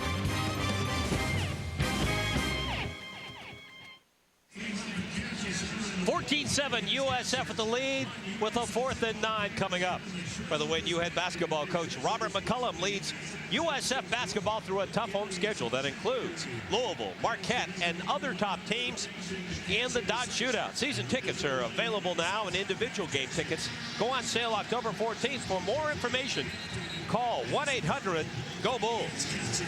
You know, Al, I'll tell you, the wheels are really turning here now between Bobby Petrino and Jim Leavitt, and of course Rick Kravitz, the South Florida defensive coordinator. What a great matchup, and I'll tell you, very well coached football team, both these teams offensively and defensively. Louisville has already pulled a fake punt. You know they may have something special in store for this one on 4th and 9, looking for the tying score. The blitz by South Florida, and they're all over LaForce. It is a senior, Maurice Jones, along with Tim Jones on the hit, so the Jones gang coming through for South Florida. And the last time Louisville came out, hit him on a slant route on that 4th down play. This time South Florida came up and they pressed the outside receivers. No chance for the slant, and great pressure up front. They blitzed him and got after him and pressed the outside corners. No place to go. Here's a guy that should know something about sacks. Leroy Selman Jr. also in on the stop for South Florida. So South Florida holds on 4th down, and the Bulls get the football at the 46. Make that the 36-yard line, 1st and 10. DeJuan Green's had a big first half. He cuts it over the 40-yard line. Good gain on first down. Brandon Johnson, the tackle for Louisville. Now South Florida has about 3:23, clock running, plenty of time to have some patience here. Work the ball down the field, try to get either a field goal or obviously a touchdown. Again, they're going to spread them out here. They've got them all spread out across the field. One back remaining in the backfield, Green. 2nd down and 4. Green again, following his blockers, gets nailed at the 42-yard line. Okoye, he's only 16 years old with the tackle. He's a freshman out of Huntsville, Alabama, the stop for Louisville. And he is related to the other young man from Nigeria, Christian Okoye, who played, of course, for my old team, the Kansas City Chiefs. Amobe Okoye, again, 16 years old, just a young kid. 300 pounds, 16 years old. 3rd down and 3 at the 43. Ronnie Banks under pressure. Can he get away? No. Marcus Jones, his 5th sack of the season, and Ronnie Banks never had a chance on that one. No, and that's a mistake up front because Jones came from outside and he was totally unblocked. And Banks tried to avoid, but just couldn't. You watch him here from the left side of your screen, totally unblocked. And again, that's a big difference now between Banks and Marquell Blackwell. He's not quite as quick as Blackwell was. Has maybe a stronger arm, bigger, but not quite as quick as Blackwell. Was really something back there. We really enjoyed seeing him operate over the last 4 years. If you love to watch sports that are highly unconventional, break all the laws of gravity, and aren't afraid to get dirty, then you should watch the groundbreaking show 5, 4, 3, 2, 1. All the latest extreme sports news from around the globe. 5, 4, 3, 2, 1, weeknights at 5 o'clock on Fox Sports Net. So Louisville will have 1:55 to try to tie things up. South Florida scored twice in the opening period after Louisville took the initial lead at 7-0 on a 67-yard touchdown run by Lionel Gates. And the Bulls marched right down the field the first time they touched the football. Huey Whitaker on the 14-yard pass from Ronnie Banks, and then moments later, it was DeJuan Green on a 5-yard touchdown run, and the Bulls lead 14-7. And now they will punt the ball away. I'll guarantee you, Al, if we see a South Florida gunner interfere with the catch, you're going to see Jim Leavitt absolutely explode on the sideline. 1:55 remaining first half. Brandon Baker has just boomed some punts. Robert Haskins back to receive, movement up front. And Louisville was coming on the full block. They were coming on a full-scale block. And the outside rusher on their left side jumped a little bit. Now that is going to set up a 4th and about 2 or 3 for South Florida. Look at that. Jim Leavitt says it's on them, right? What? Oh, you know what? I agree with Jim. I mean, they were clearly offsides. I can't believe that. They totally blew that call. No question about that. They're trying to explain it to Jim Leavitt. Leavitt trying to make his case. That was J.T. Haskins, number 31, from outside, and he clearly jumped and was offside. I saw no movement there for South Florida. Now maybe they're going to redo this and get this. No, they're not.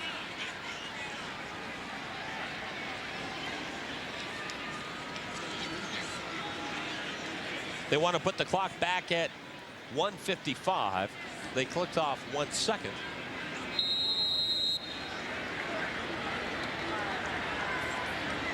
We're now ready to go. Robert Haskins back to receive. They may come after this punt as well. Nope. Baker gets it away, and it's very high, but off the side of his foot. And this will go out of bounds at the 40-yard line. So Louisville will have 60 yards to drive with 1:46 left to go in the first half. That's a shame. And again, in talking to Jim Leavitt, Brandon Baker's got tremendous ability and potential as a punter. But like a lot of young punters, he's inconsistent. We just saw it right there. That hurts. because now you had about an 18-yard punt there, and that gives Louisville good field position with really plenty of time on the clock. The ultimate 2-minute drill, 1:46 for Louisville. Louisville looking for the tying points. Screen pass. Lionel Gates with the touchdown already, and he has all kinds of running room. Kevin Verpail bowled him down, but not before. A long gain of 23 yards and a first down for Louisville. Well, Verpail saved a touchdown here, no question about that. Really had the screen set up well against the zone. Outstanding block by the wide receiver. That really was the key block to get that thing started. At the 38, first down for Louisville. LaForge wants to take off and simply throws it away. The pressure from Craig Coble. Coble already has a sack tonight. And that was a clear case of big tight end Ronnie Gent pushing off. That easily could have been an offensive interference call.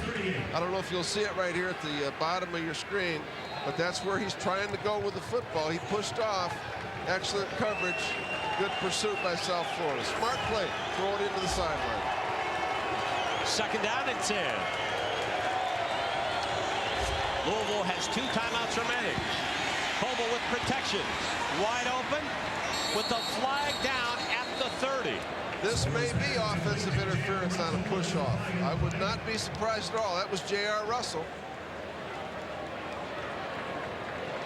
It's exactly what it was. No question about it. They pushed off 2 plays in a row.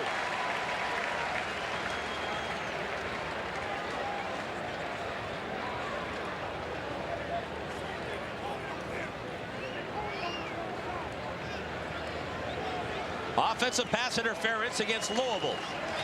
This is Russell, 6'3". Take a look at it right here. Watch. Oh, that's a clear case of offensive interference. Excellent call by the official. Michael Irvin made a living doing that in the NFL. Big receivers, you know, Al, I'll tell you now that if they learn how to be subtle doing it like Irvin wasn't always so subtle, but boy, he was great at doing it. Those elbows can be nasty if you know how to do it right. Russell at 6'3", Hemingway at 5'11" has the big advantage now with 65 seconds left to go. Second and about 24. We're under a minute. Clock on the move. The clock at the top of your screen is not correct. The swing pass, and Lionel Gates saw he had nowhere to go. Leroy Selman on coverage for South Florida. No, and of course Leroy, he wears number 93. That's the same number that his daddy wore in college. So that's terrific to see 93 out there in action. And I'm just sick about that. When I came here to the Bucks, I missed coaching Leroy by 1 year. There's big number 93, and believe me, Lionel Gates says, I want no part of that. Leroy Selman Jr., 5'11", 280 pounds. LaFour's on the rollout. Wants to go deep and is picked off by South Florida. Now they're saying that Gibson was out of bounds. I'll tell you what, Gibson, despite the fact he was out of bounds on that play, has played an excellent second quarter. He stood out. That forces the punt. Now the question is, will South Florida, if I'm Jim Leavitt, I'm definitely coming after this punt on 4th and 25. I'm coming after this punt. Let's see if he does it. Brian Fisher back to receive at the 10-yard line. Brett Moody, you know, he's going to be a little nervous at the 33. You know the Bulls are going to put the pressure on. Here they come. Here they come. The Bulls with nearly blocked. Kevin Verpail nearly pulled it off, and here's Brian Fisher on the run. He might be gone. Fisher with blocking. Brian Fisher down the sidelines, and they're saying he went out. Oh, boy. At the 45, and Jim Leavitt can't believe the call. I hope we have a good angle of this because it was close. How about that? The Bulls go after the punt. Kevin Verpail nearly knocks it down, and then the Bulls had the big return. Let's take a look at it right here, Al.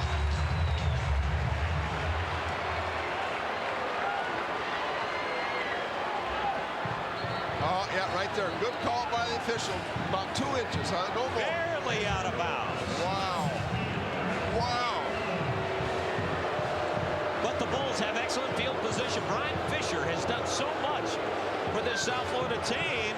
He has a big return to give the Bulls excellent field position at the 39 with 16 seconds remaining in the first half. Does he get out of bounds? Right here, the next step, right there.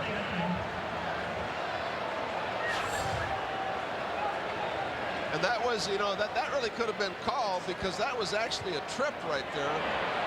Wow. Wow. Here it is again.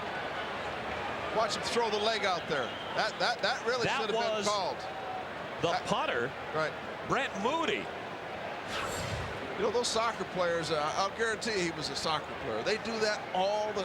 I've had kickers in NFL Europe that do that all the time. They're not going to tackle somebody. They're just going to trip them. That should have been called. That's a 15-yard penalty. Not only that, that was a touchdown for South Florida going into the locker room at halftime. They would have had a ton of momentum. Well, a game of inches, Al. Wow. And I tell you, Fisher is a force back there. You know, South Florida, between DeAndre Rubin, what a spectacular punt returner he was, and now you got Fisher. 16 seconds. You know South Florida, if nothing else, will try to get the Bulls into field goal range for Santiago Gramatica. Gramatica has a long of 45 yards. So they need a good 20-yard gain in order to get into field goal range. Yeah, they have one timeout left, so they can hit a throw again. Now, if Louisville comes out in cover 2, you're going to see South Florida try to hit a throw down the middle of the field, get the quick timeout, and get Gramatica on the field. Let's see what coverage now Louisville's going to play. They're not lining up in cover 2. Let's see what they end up playing. They're doing a lot of disguise into their coverage. You see both safeties right now. Look at both safeties are up within 5 yards of the line of scrimmage. I'll guarantee you before the ball is snapped, you'll see them backing out. Are they going to back out all the way back to cover 2? Or are they going to back up and play their man quarters coverage? They have put 3 seconds back on the clock, so this is even better for South Florida. 19 seconds remaining before halftime. South Florida with the lead. They'd love to add to this going into the locker room at halftime. At the 39. 4 wide receivers for South Florida. Banks under pressure. Hits Clinton Crosley. Clock is running. The Bulls have 1 timeout remaining. Yep. They had to use it right there, and that was man-to-man quarters coverage. Straight man-to-man.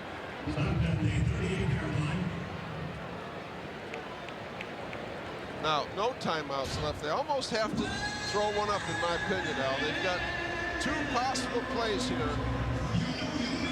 Either got to hit a deep out cut, get the clock stopped, get Gramatica on the field, or they got to put it up in the end zone twice. One of those 2. And Banks has got the arm to do it. He really does. Banks, remember, had 11 completions in the first quarter alone. Had 137 yards in the first quarter alone, along with the touchdown.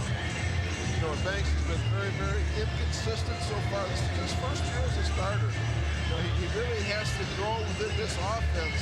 And I'll tell you, he's done a bunch of growing up tonight as a quarterback, because he has been very, very effective. A big-time crowd here at Raymond James Stadium for the home debut of Conference USA for South Florida. 12 seconds remaining first half. South Florida up by 7. From the 38, 2nd down and 9. Quick drop. Incomplete to Huey Whitaker. 8 seconds remaining. And now Santiago Gramatica is coming on the field, and this will be a long field goal attempt. 54 yards. Wow. There's Santiago, and of course his brother watching on the sideline. How neat is that for our team to be here to see this? It'll be officially a 55-yard attempt with 8 seconds remaining in the first half. Gramatica gets it away. The kick will be short.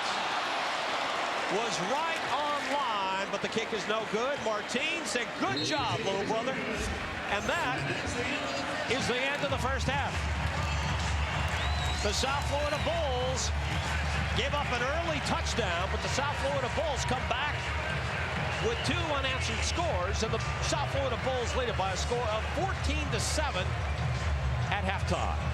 South Florida in their home Conference USA debut.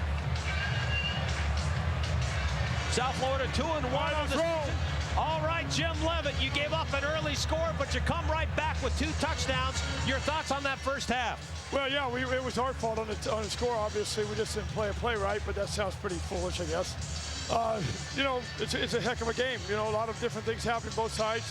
Kicking game is going to be huge. Second half, got to have a lot of energy, 30 minutes. All right, Coach, we'll see you then. Jim Leavitt with the lead at halftime, 14-7. When we come back, we'll have the new head basketball coach of the South Florida Bulls, Robert McCullum.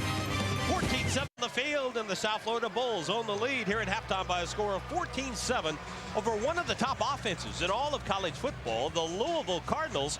And the Bulls would love to welcome Conference USA, a 2-time champion Louisville, into this type of environment with a loss. And here's a look at the opening touchdown. Lionel Gates turns that corner left side. He's gone 67 yards on the 4th play from scrimmage for Louisville.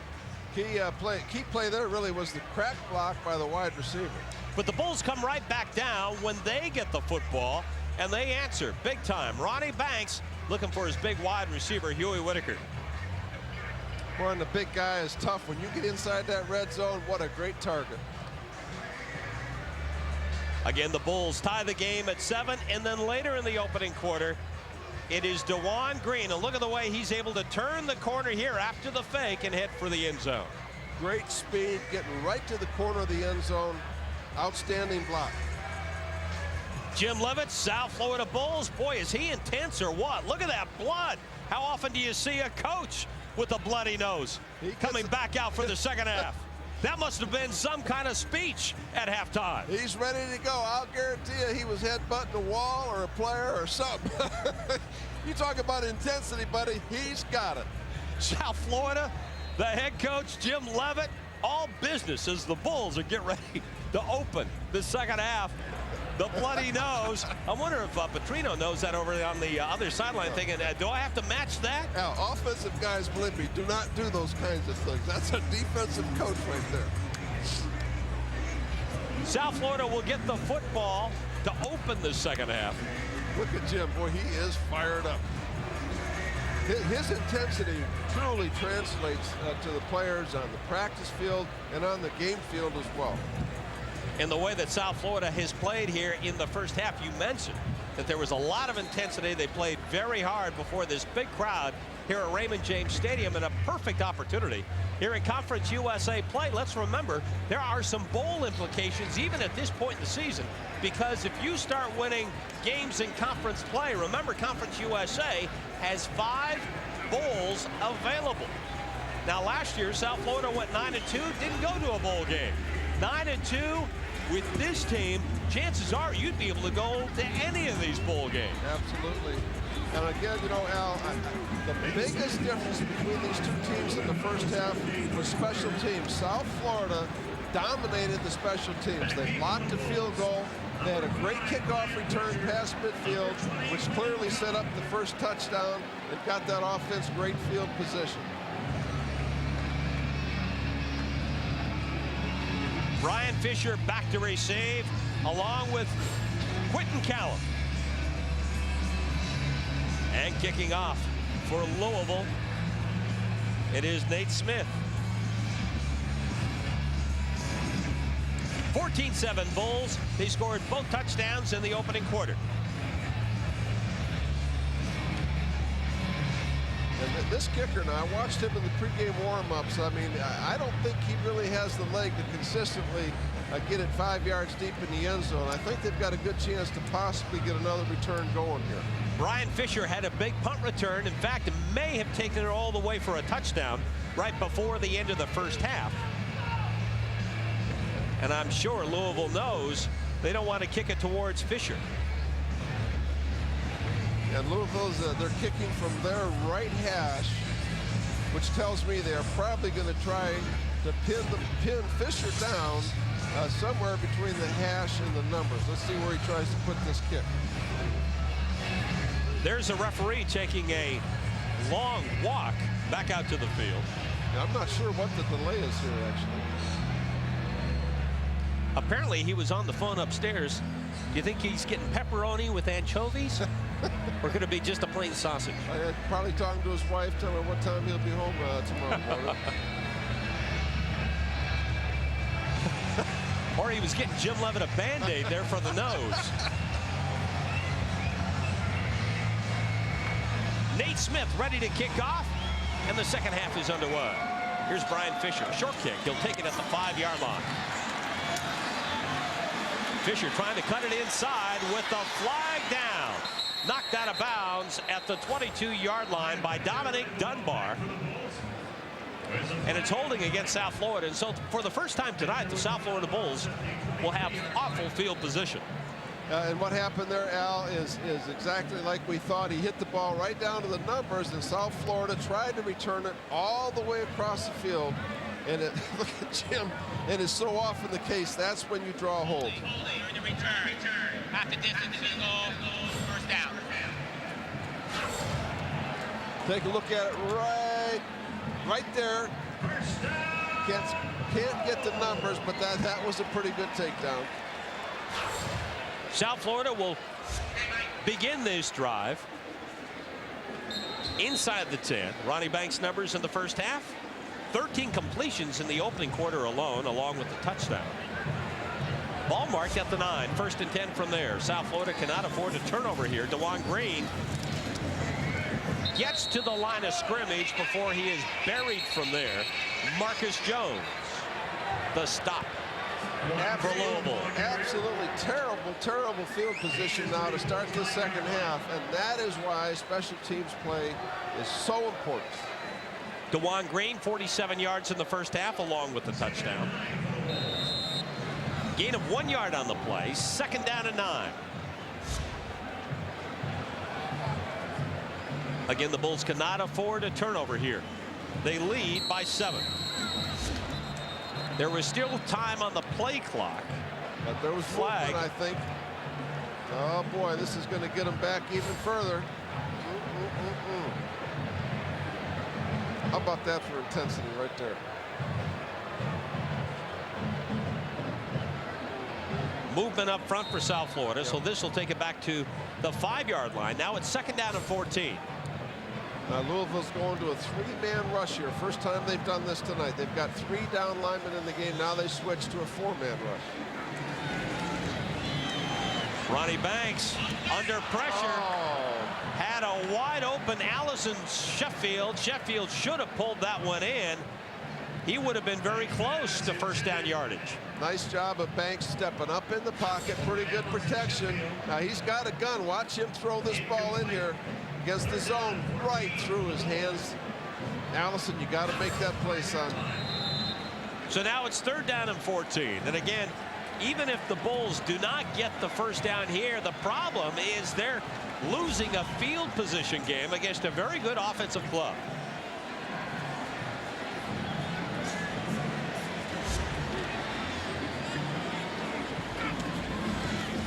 Banks from his own end zone under pressure. This time Sheffield holds on, but not able to get 1st down yardage.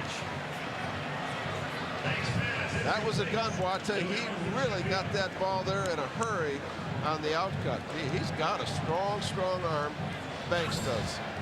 And it will give, this will give Brandon Baker some room with which to work in punting the football away.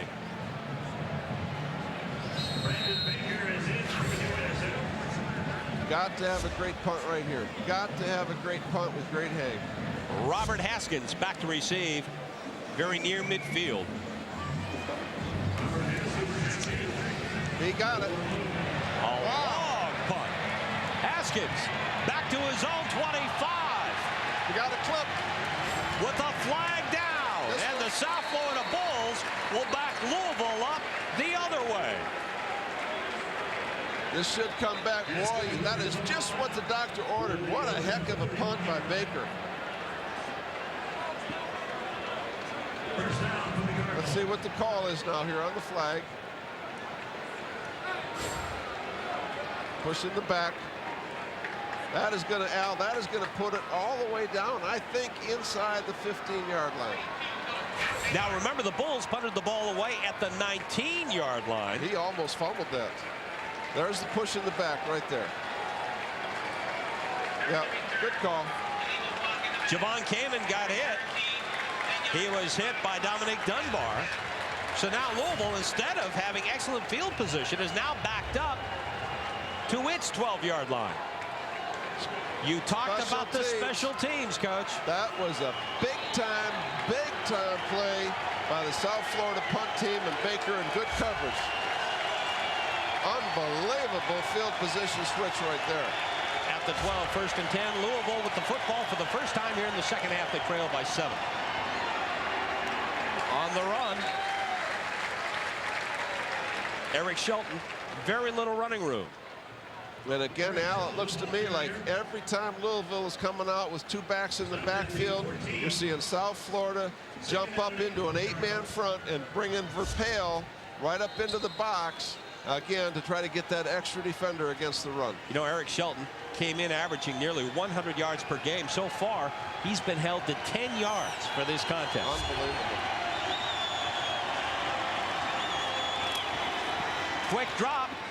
Nearly picked off. The Bulls had an opportunity there. J.R. Russell not able to pull it in, and that was up for grabs. Yep, and we got a cramp here. We got definite cramp coming off the field, and here's another slant. And I'll tell you what, that ball really should have been caught. That was on the money right there. That was J.R. Russell. That was almost intercepted. J.R. Reed on the hit. How about that? J.R. Reed, J.R. Russell, and they talk by phone all the time. They're friends. They go back and forth. There's a look of Johnny Jones on the sideline with the cramp at the 15. The crowd here at Raymond James trying to get loud. An option pitch. Shelton is brought down. Big time tackle by Bruce Gibson. Had an excellent second quarter. And he had one chance to knock Shelton down, and he does it, and Shelton does not get the first down. Watch this tackle by the left corner. I mean, they clearly had the first down right there. That is a great effort right there by Shelton. I'll tell you what, because they really should have had the first down. He is a yard shy. Brent Moody on the punt. Brian Fisher, who's been so dangerous tonight, back to receive, standing at his own 40. Are the Bulls going for the block here? I think they're going to set up a return. Fisher at the 40 has blocking. Fisher gets away. Fisher spins his way to midfield. Still an exciting play, and the Bulls will have excellent field position at midfield. Joshua Tinch, the stop for Louisville. 11:18 left to go. First half. South Florida still clinging to that 7-point lead.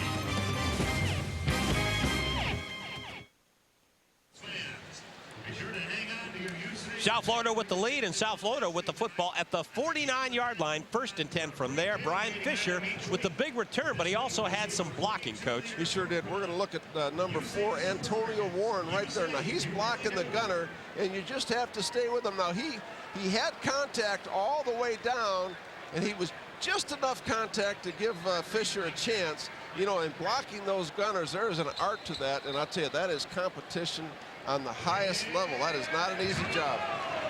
Now Brian Fisher will step in at quarterback. Ronnie Banks comes off the field. Now there's a separate package here for Brian Fisher. Very quick, very dangerous on the run, and he'll keep it. Cuts back the other way. Brian Fisher, look at those moves. Wow. Brian Fisher very close to a first down, a 9-yard gain. You know, I've just figured out the perfect quarterback. If you could combine a guy like Fisher with his quickness and running ability and the arm of Ronnie Banks, you would have a true superstar. Oh, that would be Michael Vick. I was going to say his name is Michael Vick. Look at the moves and the quickness there by Fisher. And the Bulls coming right back the other way. DeJuan Green. Green fighting his way for a first down. Marcus Jones, a tackle for Louisville, but not before. DeJuan Green gets a first down for South Florida. Boy, and I love it, Al. Big right tackle, number 79, Levi Newton, 6'4", 305. I'll tell you what, he had a great block. He's out there getting after it. This offensive line, I can't say enough of what they've done tonight. And kudos to Greg Fry, the offensive line coach. These guys are really playing at a good high level. Fisher back in at quarterback for South Florida.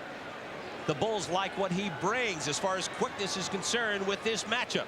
Down to 10 seconds on the play clock. The audible is coming from the sideline. 5 seconds. 3 seconds. Bulls have got to get it away.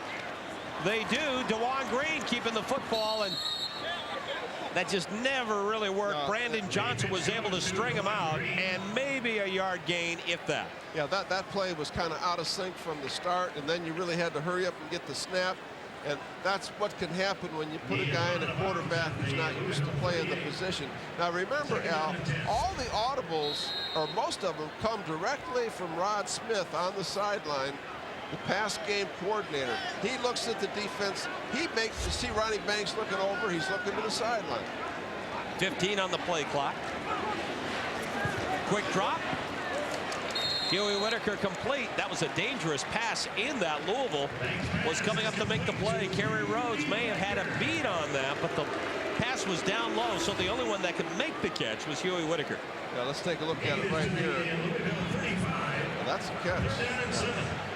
Now, I'll tell you what, I mean, they cannot allow these corners to squat like this. You're going to have to run a stutter step go, you know, a quick hitch and go. You cannot allow them to squat on you like they're doing. 3rd down and 7.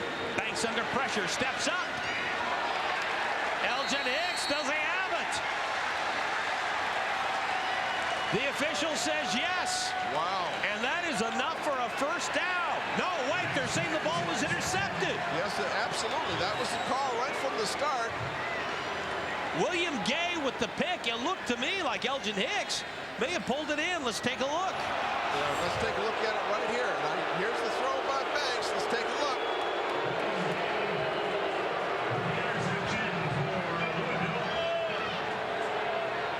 Well, boy, you can't tell from that angle, but that would be, if he did intercept it, that would have been incredible. I don't think so, but again, not a clear picture. So a missed opportunity for the South Florida Bulls. They had the ball over midfield and get nothing for it. They continue to lead by 7.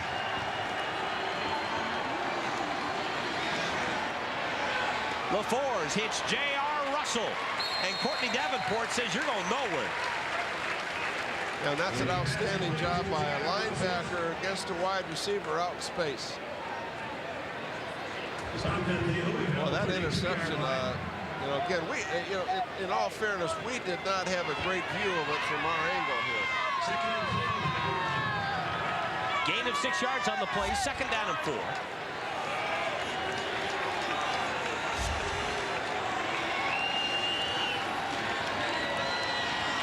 Lionel Gates again tripped up. Stephen Nicholas pulls him down. Excellent tackle by Nicholas. You know, and Stephen Nicholas now, first game as a starter, and Jim Leavitt was excited about him in terms of, they found him here during those 2-week bye weeks. Let's take a look at it right here, and you see right there, that's a great job of fighting off the block. He's a big kid. He's just learning how to play. 6'3", 255, outside linebacker. Another huge 3rd down play. 3rd down and a very long 4 from the 32. LaFors cuts it up. Close to a first down. It all depends on the spot here. He's definitely short, and I think the official has a good spot on the ball. His knee was clearly down. He would have had to have gotten to about the 36.5-yard line. No way. I mean, He appears to be about a half-yard shy. Yeah, he definitely was down. I don't even like that spot. I thought he really barely got to the 35. Let's take a look. He's got to get to about the 36 and a half. Let's take a look at it right. His knee's down right there clearly at the 35-yard line. And he's going to be short. Just by inches. Yeah. Now here's a gutsy call. Bobby Petrino. Do you go for it or do you punt? No, you got to punt here. Not against this defense. Well, guess what, Coach? Yeah, you're right. Although he could try to draw them off sides. Yeah.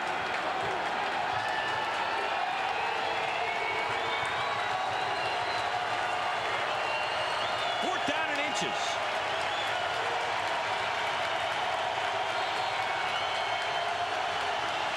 Louisville hit an earlier fourth down try.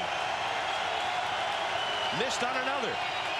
Shelton able to bowl his way. That's called 6'3", 245 pounds, doing the dirty work for him. He's able to get the first down. Now, if you're a defensive background coach, you punt it there. If you're an offensive background coach, you can go for it. First down for Louisville. Ball marked at the 37-yard line. Louisville has had the football throughout this third quarter.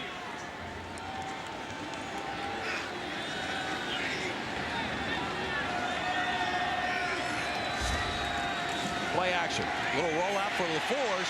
Gets away from Tim Jones. And he threw that away. That was pretty good defense by Leavitt on the sideline. He almost went up and got a piece of that. Let's take a look at the tight end on this play. Again, they're trying to work the tight end across the field. Now, we've seen this a number of times tonight.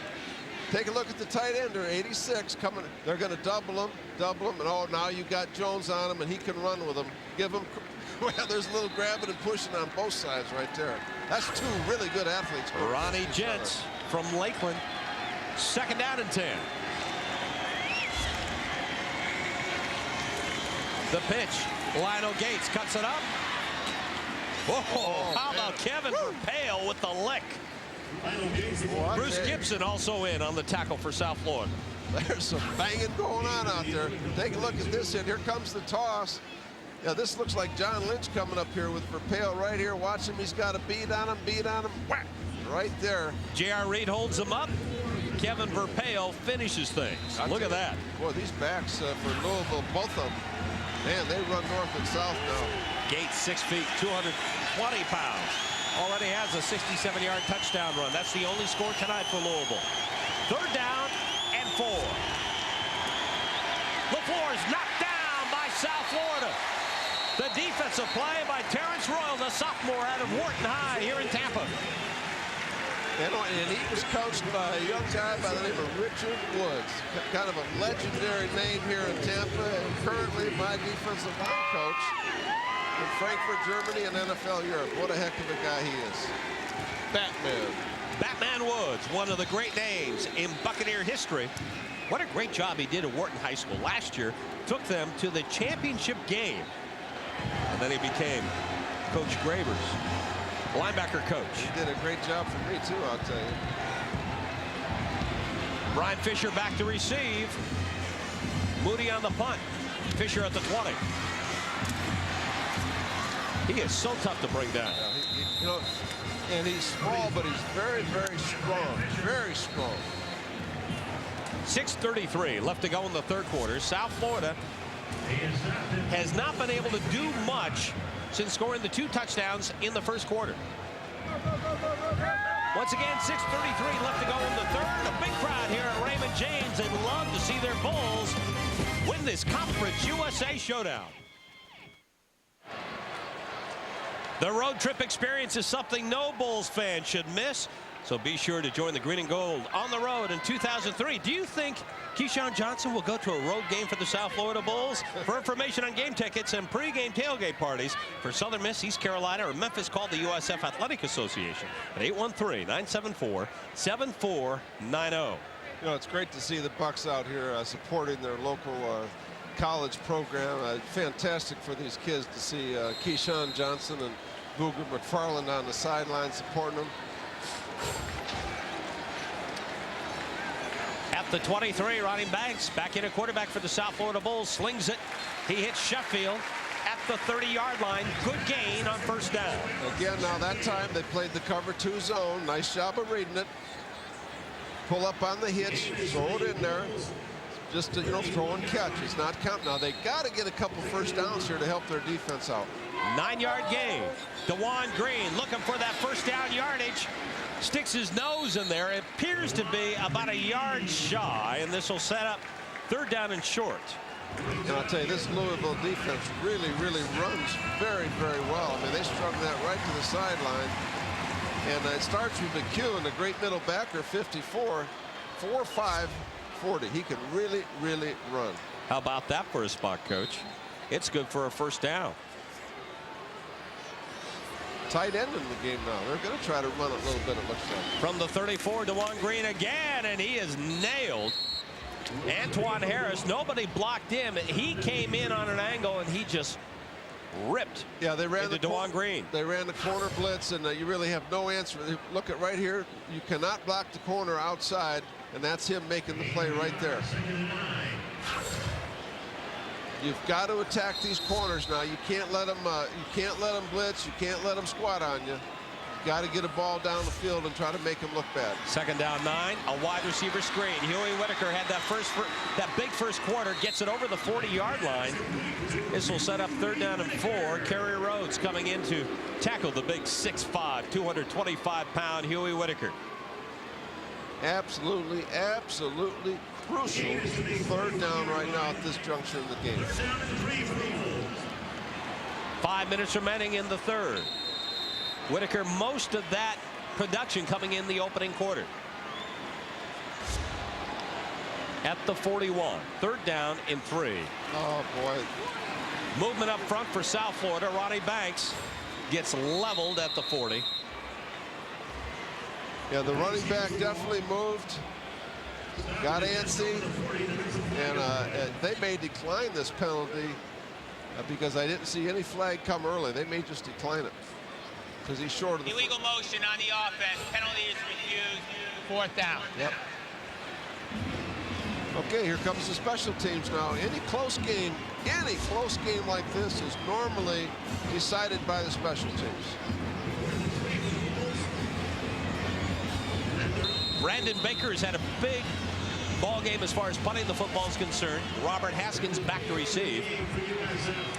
Haskins standing at his own 20-yard line. They look like they're going to rush. No, pull out. Baker trying to angle this, does a great job. And look at this. Look at this. Can it get any closer than that? Antonio Warren with the honors. What are they saying there? Are they saying? No, it is inside the 1-yard line. Okay, I thought he signaled touchdown because there's no way.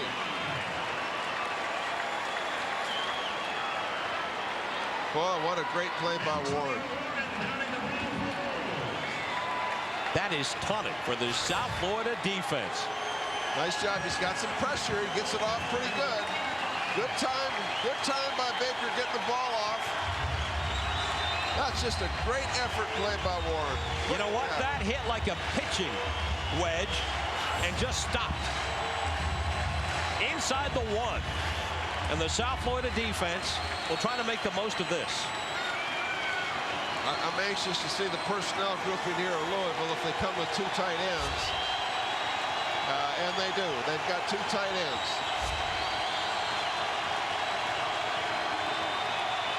First and 10 at the 1. How about that stop? USF defense. Terrence Royal among the tacklers for USF. And this is great, Al. The crowd is into the game. The noise levels are very, very good. And folks, if you have not been to a game, a South Florida game, you need to come out and see this. High end zone here. Let's take a look at it. Good fundamental defense right there. And that was Craig Coble also on the stop. Yep. Fumble in the end zone. LaForce picks it up, and it works out for Louisville. J.R. Russell on the reception. That looked like it was going to be a disaster for Louisville, and it ends up being an 8-yard gain. Unbelievable. Take a look at this. Unbelievable. Comes right back to him.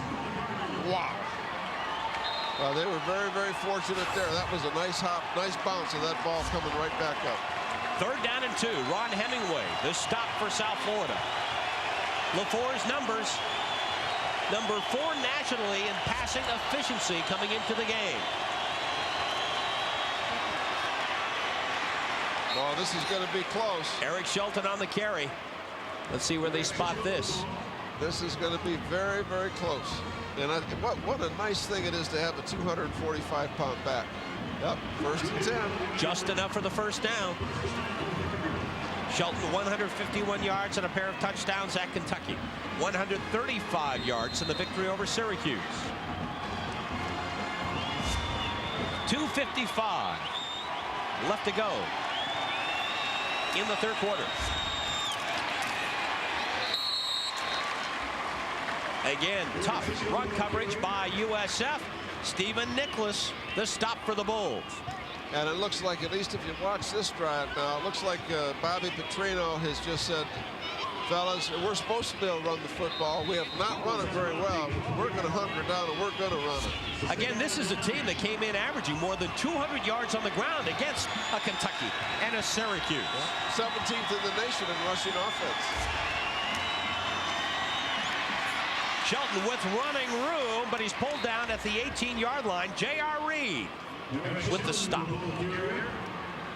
That's the misdirection play, and that bounces all the way outside, right to the safety. Let's take a look at it here. Here's the misdirection, counter coming back, and there's JR right there on the spot. Also Hemingway, Davenport. 3rd and 2. Shelton again, only this time he is stopped by Cedric Battles. A tackle for a loss. Penetration stops the running game every single time.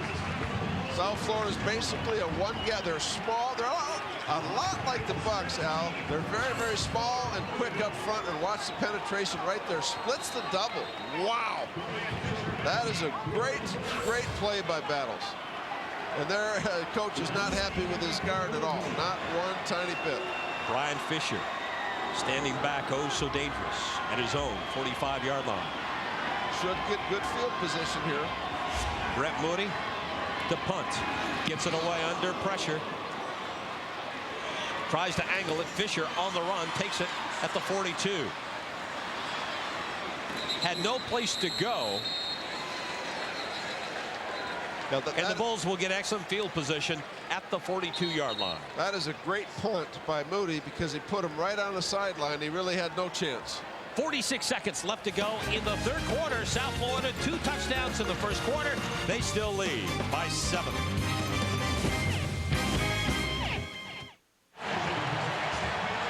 Look at this crowd at Raymond James Stadium trying to get the Bulls, trying to give the offense some help.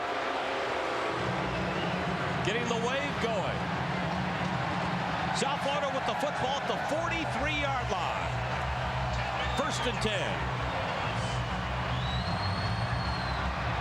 Now Jim Leavitt saying, quiet down, guys. We have the football. We're on offense now.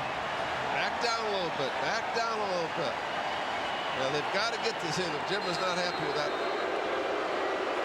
And now the crowd is saying, come on, guys, use your head here. Exactly. I wouldn't want to make a coach mad that had a bloody nose coming out for the 2nd half. Ronnie Banks under pressure, lays it out there for Sheffield. Sheffield appears to have 1st down yardage near the 45-yard line.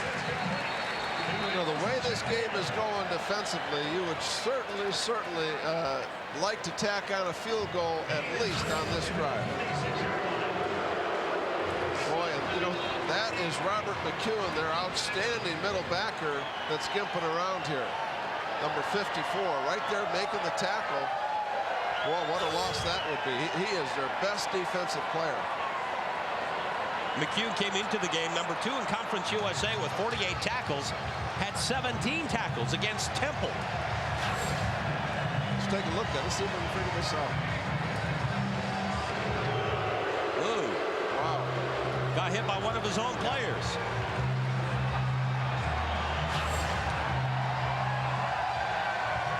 Hard to see exactly what happened there. I hope he, yeah, he looks okay coming. Look at that, man. Look at the arms. Woo! He put together. Whoa. Looks like a Buccaneer running back, doesn't he? Yeah, he does. Either Michael Pittman or Thomas Jones. 6'1", 240-pound Robert McCune. That's good to see him get up and get off field, look okay.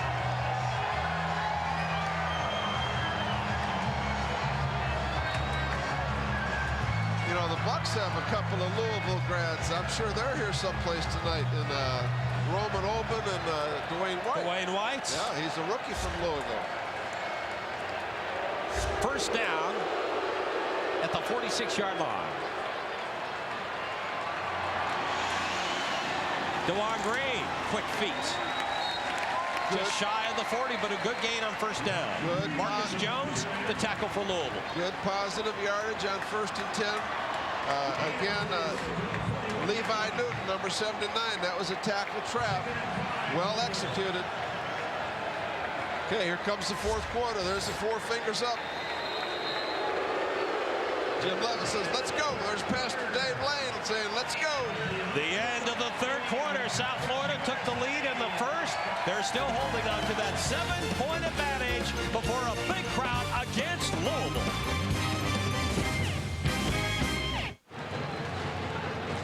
Welcome back to Raymond James Stadium. The start of the 4th quarter. And the South Florida Bulls, there is Jim Leavitt trying to get his Bulls in gear, leading 14-7.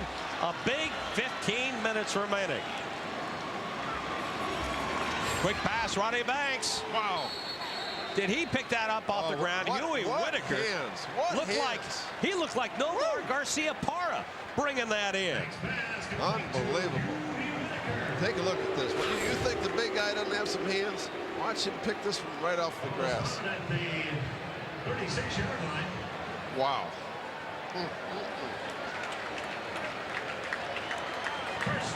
And that's good for a first down for South Florida. Now, you know, Al, I really think that South Florida here has got to run their offense. You know, surely you'd like to run the ball and take time off the clock, but that's not necessarily what they do best. At the 36, 1st and 10.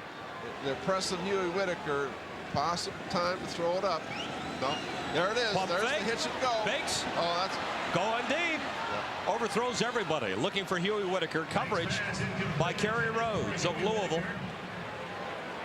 And that was outstanding coverage there. And Huey Whitaker kind of quit on that play a little bit. And that you can't hang your quarterback out like that. After 3 quarters, things semi-close as far as first downs are concerned and total yards. But South Florida owns the major step.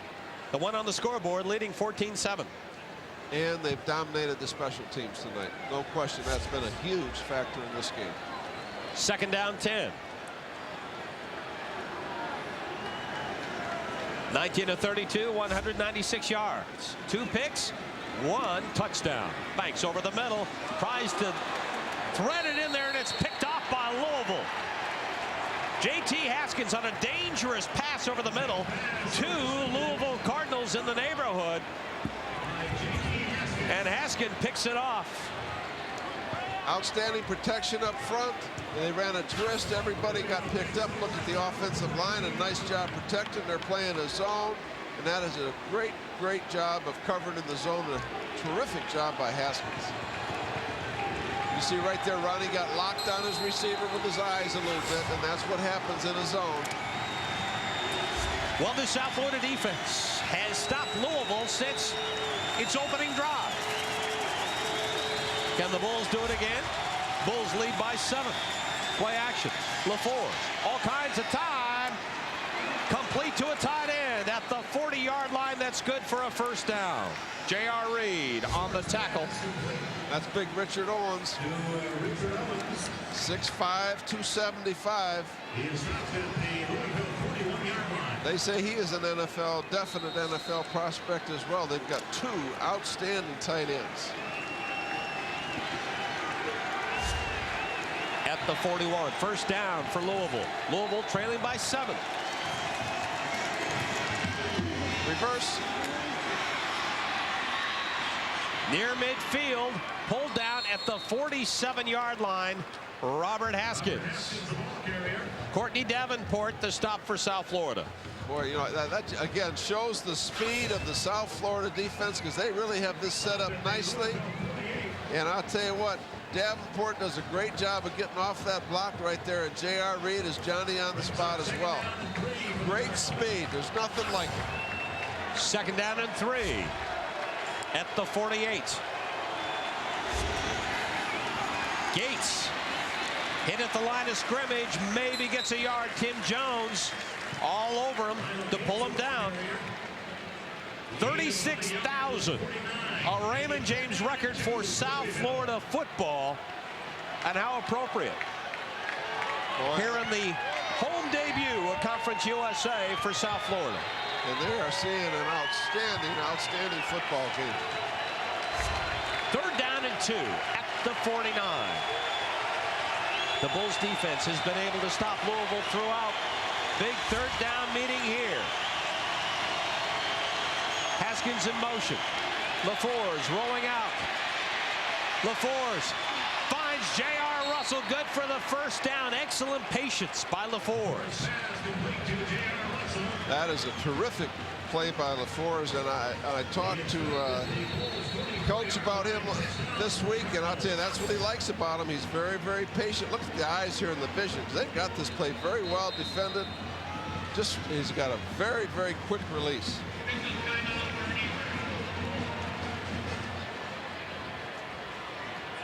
That's J.R. Russell, Gaither High School, Tampa, Florida. 14 of 31, 161 yards, and an interception. 12:30 left to go in regulation. South Florida hanging on to that 7-point lead.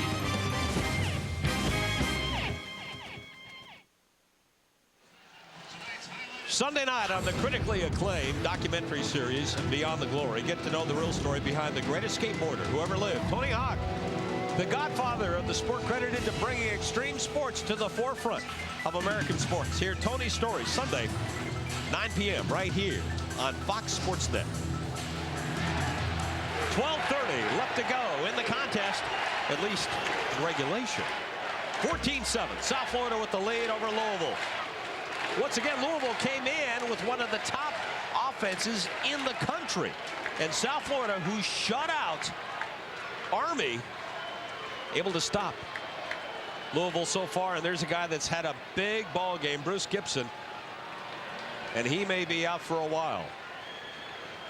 Well, that would be a really tough loss for South Florida. And there's another tough loss. Chris Iskra, outstanding senior receiver, who dislocated his elbow early in training camp and then came back, and he's got a hamstring pull. That's why he's not playing tonight. And they really miss that big receiver. They'll miss this guy too. And you see that's Dennis Walls, the trainer for Steve Walls, the trainer for South Florida, helping him off.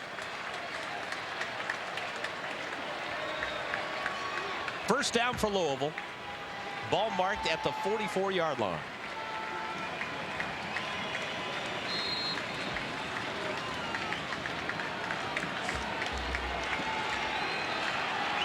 Stephon LaFours. Bobby Petrino, the new head coach at Louisville. 4-0. LaFours straight back. Going deep, wide open. He's got Tinch. Tinch inside the 10-yard line. Well, Joshua Tinch. What a great play by LaFours, because he got nailed from the blind side just as he was throwing this football. I don't even know how he got it off. Watch this from the blind side. You're going to see it. Watch, right? Bam. Greg Coble with the pressure. And Tinch, he got the matchup he wanted. Isolated against a linebacker. Louisville knocking at the door for the first time since the first quarter. Lionel Gates has the only touchdown for Louisville. gets to the line of scrimmage before he's buried by Tim Jones. Ron Hemingway also coming in to make the stop, along with Maurice Jones. Tell you, this South Florida defense, they have played their heart out tonight. You see now Coble coming off kind of limping a little bit. He's undersized, and he's been battling all night in there. He's been playing some in, some tackle. Needs some noise now. At the 6-yard line. 2nd and goal. The pitch. Here's Gates with blocking. And the Bulls get him just over the 5-yard line. Kevin Verpail with the stop for South Florida. They brought the wide receiver in motion in, tried to crack Verpail. Nice job of him reading it, getting off the block and making a play. Take a look. See the wide receiver in motion? There's the crack right there on Verpail. And he is fighting off the crack block and makes the play. That's great effort by the senior. DeJuan Brown with the initial penetration. Yep. All right, this Bulls defense has faced some crucial 3rd down plays. None bigger than this. 3rd and goal from the 4.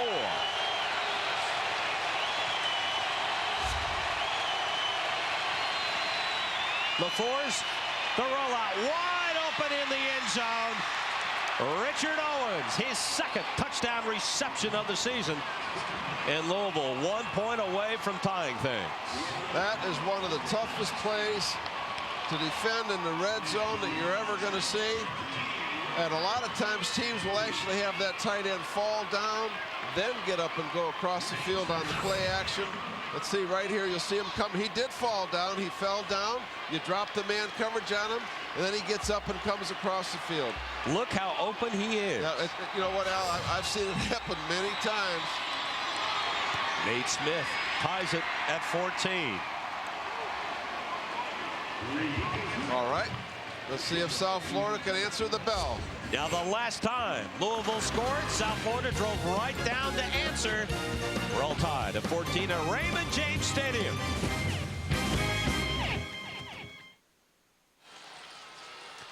Fantasy football players, listen up. Now there's a show just for you with 30 minutes of who to start, who to sit, who's the player you need to pick up. Our experts do the work to help you like you look like a genius. The ultimate fantasy football show tonight and Sunday morning only on Fox Sports Net. Some of the 36,000 here at Raymond James, and take another look at this play. Here's the old tight end fall down. Take a look at it. He comes off the line of scrimmage, blocks, falls down, sneaks right across the field. They've dropped the man-to-man coverage on him. You know, that play works almost every single time in the red zone. Quentin Callum, Brian Fisher back to receive.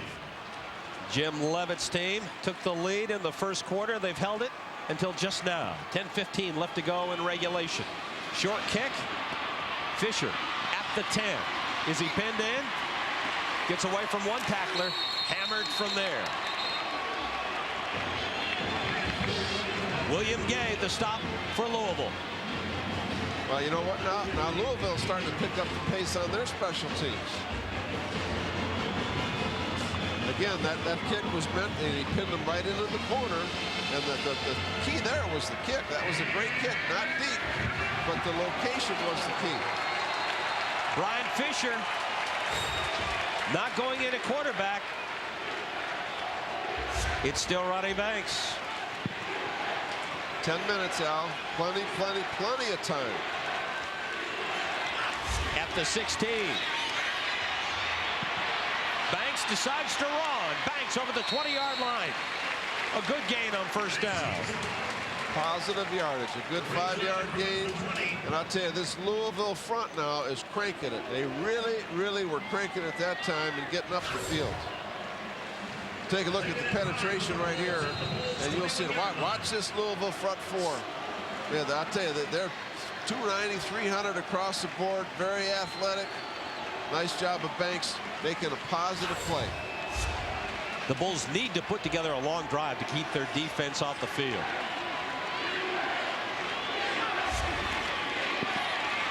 Banks looking deep. Huey Whitaker overthrows him. Had one-on-one coverage. Now, the key thing there, you know, if you've got a 6'5" wide receiver, you've got to give him a chance. I mean, he's going to go up. He's got the advantage. Don't overthrow it. Give him a chance to go up and get it. 3rd down and 5. Big play here. Field position, everything. Defense just was on the field for a long drive. Louisville with the momentum. 3 wide receivers at the bottom of your screen. Banks going back the other way. Incompletes. Joe Bain trying to bring it in. Ball was low. So Louisville starting to feel it right now. Yeah, they had a double. Look at the safety. See the safety in the corner? That's the corner's coverage where you're going to double that wide out.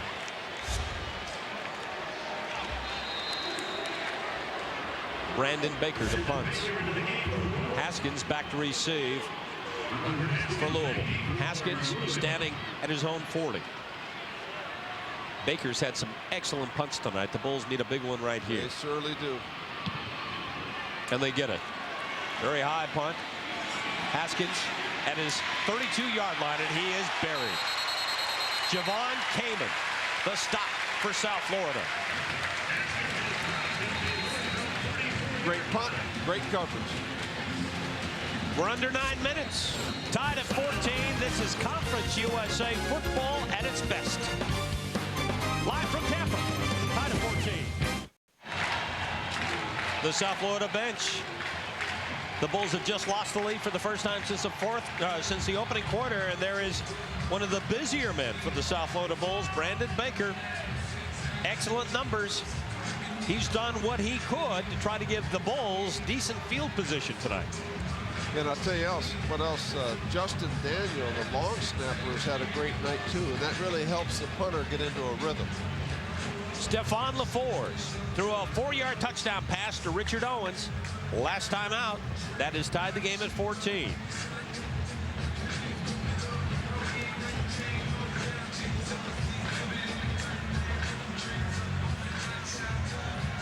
More than 36,000, the largest South Florida crowd here at Raymond James Stadium. And the Bulls need to draw upon that strength from their crowd right now. They have a 20-game home winning streak, the second longest in college football, on the line. LaForce, play action. He hits Michael Bush coming out of the backfield. Big gain. There's that great true freshman Michael Bush. Boy, what an athlete he is. And again, they got the matchup they wanted. They had him against the backer. And that's twice now they victimized South Florida with this matchup.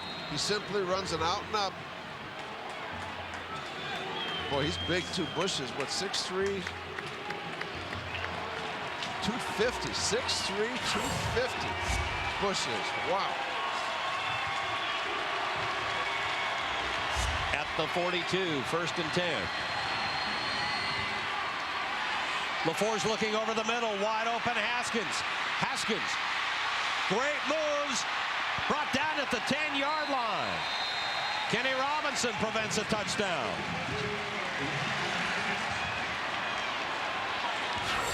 Well, Louisville has all the momentum. Again, this is the 3rd time tonight they've run this. Play action, coming across the field.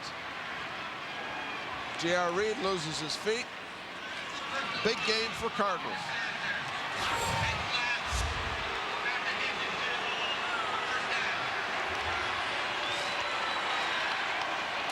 Hit upside the head, a hand to the face.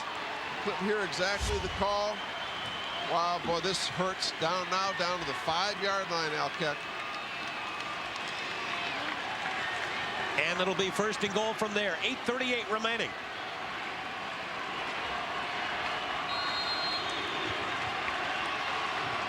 Moments ago, LaForce threw a 4-yard touchdown pass to Richard Owens to tie the game.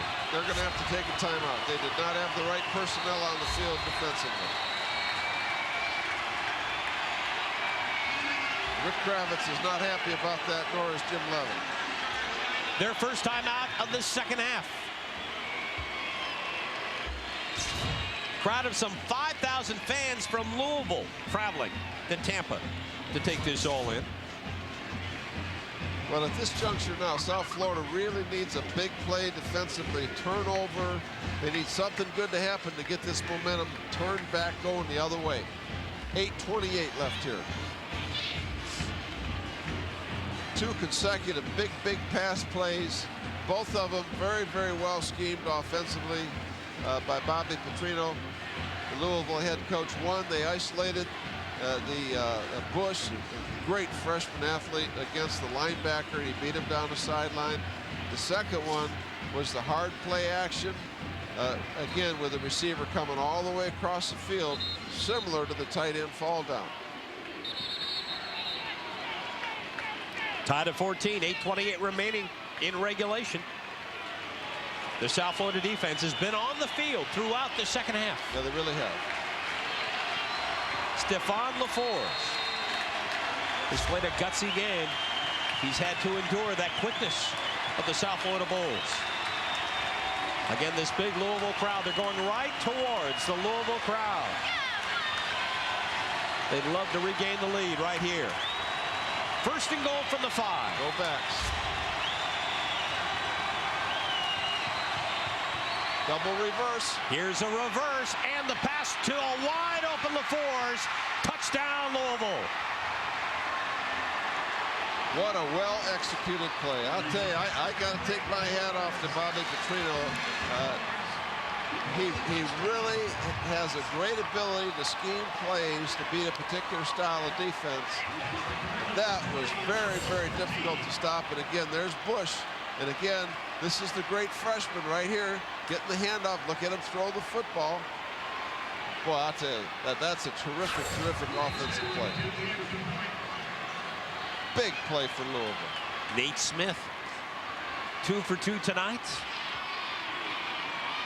19 of 19 on the season. 21-14, Louisville.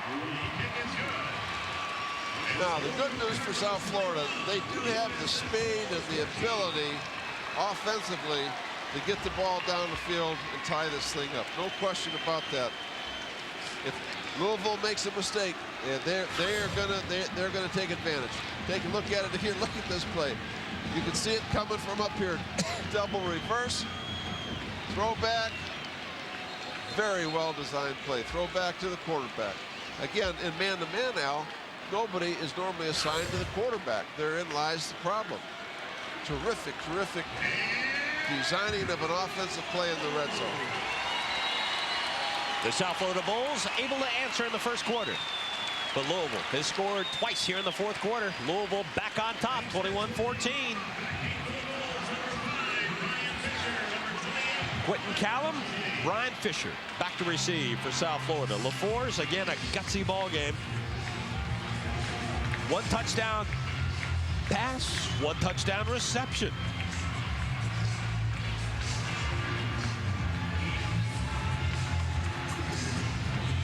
Need a good positive return. You know, you got to give Louisville credit now. In the second half, their special teams have really made a big difference in this game. They're going to try to pin them in here again. Yep. Nate Smith at the goal line. This is Brian Fisher. Fisher trying to stay alive, pulled down at the 18-yard line.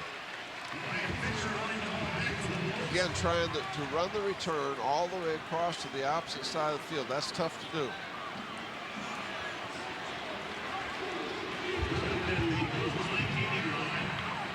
Market at the 19. South Florida will take over. 1st and 10 from there. South Florida, the offense has been very quiet since the opening period. The Bulls scored a pair of touchdowns in the first quarter. Nothing since then.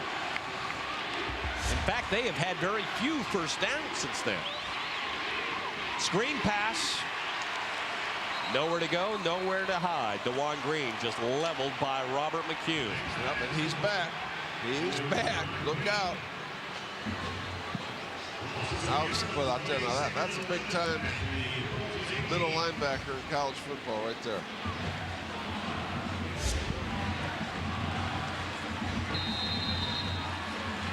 Tom Jackson was a linebacker that played at Louisville of ESPN now.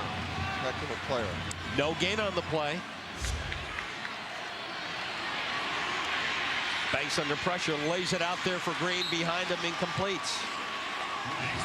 The last thing the South Florida Bulls need right now is another 3 and out. And right there on that play, Derek Sarosi really had his hands full, and he just could not get Marcus Jones blocked. Ran right by him. Again, remember, this Louisville front four now, they lead the Conference USA in sacks for the season, and they've got some guys that can play. 4 wide receivers. 3rd and long. Movement up front.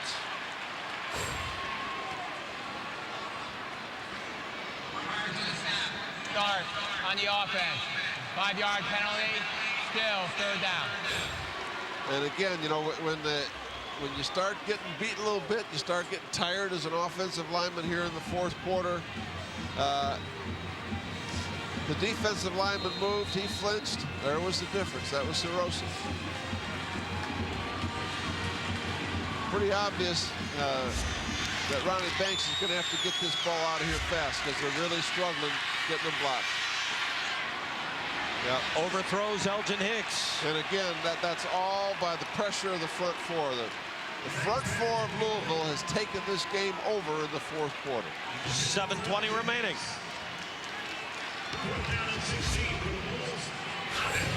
Jim Leavitt trying to help his defense. You know, and really one of the keys for Louisville is they have rotated 8 defensive linemen in this game, and now in the 4th quarter their starters are fresh. Brandon Baker to punt. Robert Haskins to receive near midfield.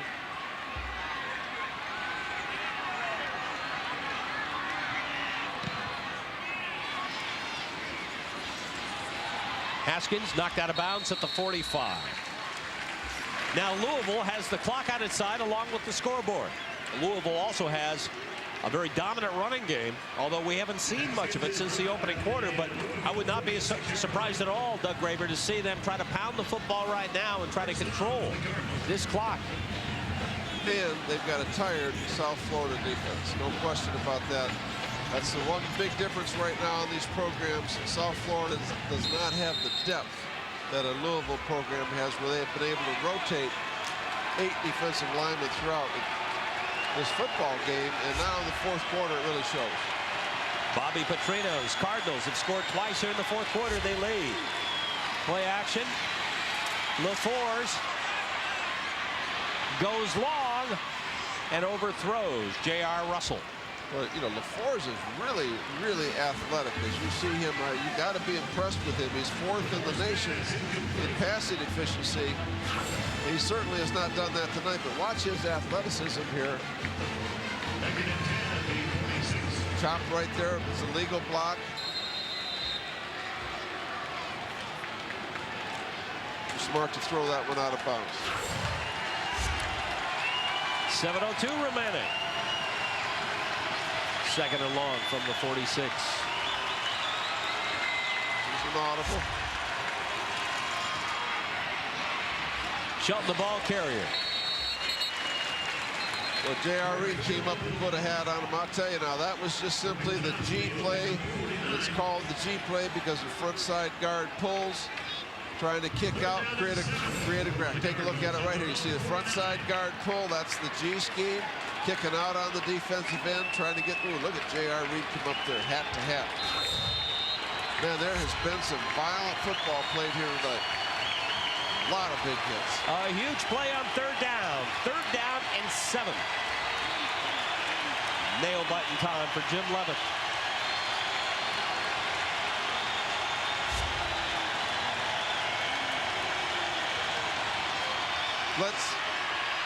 LaForce under pressure, nearly pulled down. LaForce gets away, but does not gain enough. Nowhere near 1st down yardage. Maurice Jones, a stop. Boy, you saw every bit of that 4-5 speed by that middle backer. He saved the day right there. Excellent, excellent effort by Jones. Watch him run this quarterback down. Jones is 245 pounds. It looked like he might have got a hand on a... Whoa, whoa. I think the Bulls got away with one right there. It would have been incidental, would have been a 5-yard penalty, and it still would not have been a first down. Brent Moody punting for the first time in a long time. Brian Fisher back to receive at the 10-yard line.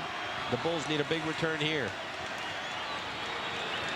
Louisville working the clock. Going for it. Just able to get it away. Fisher at the 12.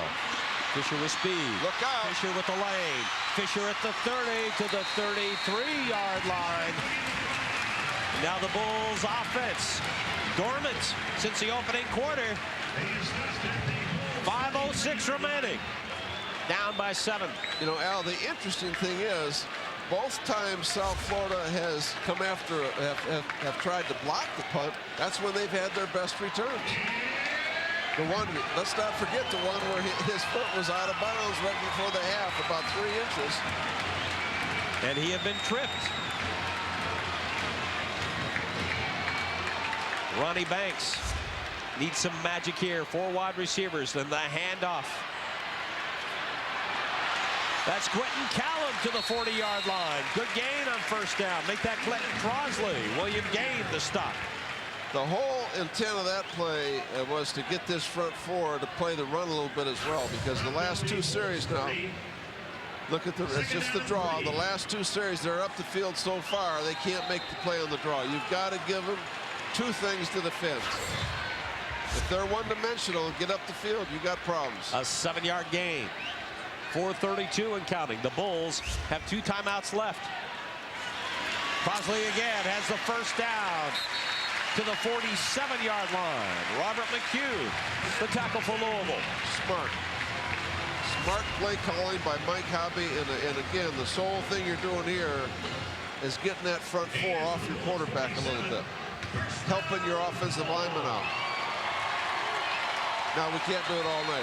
I mean, the clock is running. There's 4 minutes here. At the 47, 1st and 10. Banks with time overshoots his wide receiver. Joe Bain incomplete. Well, I'll tell you, these Louisville corners, I mean, they have had tight coverage all night long. That was straight man-to-man, no help. Just, you know, he's playing on an outside technique. He did have help inside from the safety.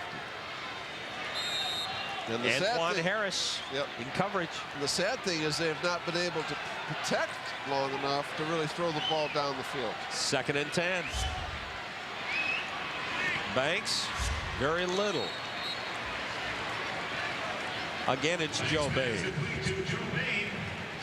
You know, Huey Whitaker had that huge opening quarter. He hasn't even been on the field as much here in the 4th. Here comes Whitaker into the ball game. You know, the point is here, you got 3rd down, Al. I think you're in, I think timing-wise, I think you've got to go for it on 4th down here if you don't make it. 3:43 and counting. 3rd down and 6. Off the hands of Clinton Crosley. Well, I'll tell you, you know, if you're going to play a throw and catch offense, which this is, you got to throw and you got to catch. That was crucial. And I think you have to go for it here. Yeah, that's a catch that's got to be made. 3:34 remaining. Down by 7. South Florida has not had much offensively since the opening quarter. And the Bulls take their 2nd timeout. Yep. Now, this is where your offense has got to grow up. You've got to do a starter at quarterback. Of course, so does Louisville. But you have to make plays in these situations. That's the biggest difference, in my opinion, now between this team and South Florida last year. You know, you had some great leadership on that team and some seniors, and I think they're still feeling their way. And we still have to have, they still have to have people that kind of grow up and step up and take over those leadership roles. Markwell Blackwell gone. Was on the roster of the New York Jets. Kawika Mitchell gone. The all-time leading tackler at USF. That's 2 great leaders right there. 2 great leaders. Just the Tough 2 guys people to I had replace. in mind, absolutely. And there were some other seniors that were outstanding leaders as well. A completely new defensive line this year. How about those play calls by Bobby Petrino down near the goal line to get his team 2 touchdowns in the 4th quarter? Showed a lot of imagination, and you know, the plays are easy to diagram. The key is the execution of the plays, and that's where he's so good. He understands the timing and exactly what has to happen. All right, to play the game right here for the South Florida Bulls. 4th and 6 at the 49.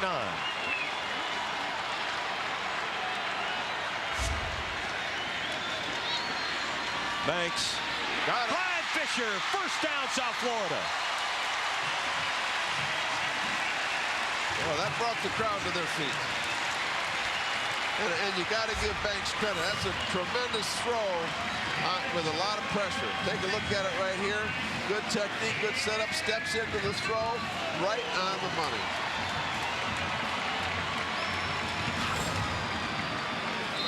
.327 remaining. The Bulls have 1 timeout left.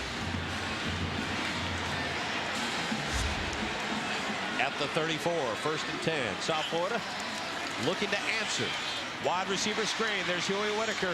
Fights his way up to 30. Nearly breaks away. Oh, my goodness. He is 1 step away from taking it yard. Big Huey. His first catch in a long time. And look at this effort. Nice block right there. Runs through it. Oh, that's a catch. I mean, he ran right through the Carrying linebacker. Rhodes with a touchdown saving tackle. Ran right through the linebacker and the other linebacker. Both of them. Now for 26. 2nd down and 2. DeJuan Green with patience gets a first down. 2:42 and counting. I like the call. I really do. You cannot let these guys tee off. You got plenty of time. You got 2:40 on the clock. The crowd, some 36,000 strong. The biggest USF football crowd at Raymond James Stadium, trying to cheer, trying to give the South Florida Bulls some help. Now at the 24-yard line, down by 7, 2:30 and counting. You know, now, ideally, if you could score here, you'd like not much time left on the clock. 3 seconds on the play clock, down to 2. The Bulls barely get it away in time. The look-in pass, Elgin Hicks, his first catch in a long time, and he's close to a first down. Another great throw by Banks, right on the money. Clock running. Under 2 minutes now. 2nd down and a yard. Make it 2nd down and a long yard, close to 2. Well, what a great finish to this game.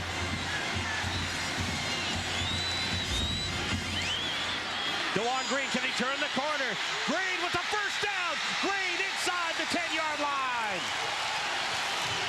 Robert McCune saves a touchdown with that tackle. Out of bounds, stop the clock. DeJuan Green is down.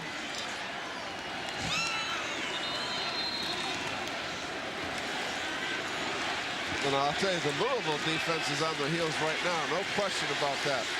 And the crowd is into it. Unbelievable. What a great finish. 1:39 remaining. The Bulls will have 1st and goal from the 7th.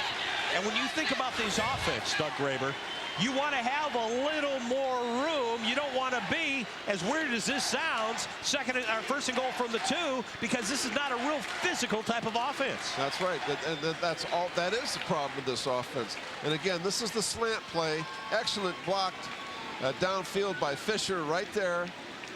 That's the block that really sprung it. The Bulls have 1 timeout remaining. 1:39 remaining. DeJuan Green has had a big ball game for South Florida. Had their 2nd touchdown for USF, and really it's his first action of any kind since transferring from Georgia. And that was a big hit right down there on the 7-yard line. Well, this is gut check time for this offense now, I'll tell you now. And Al, let's see if we can see what happens right here.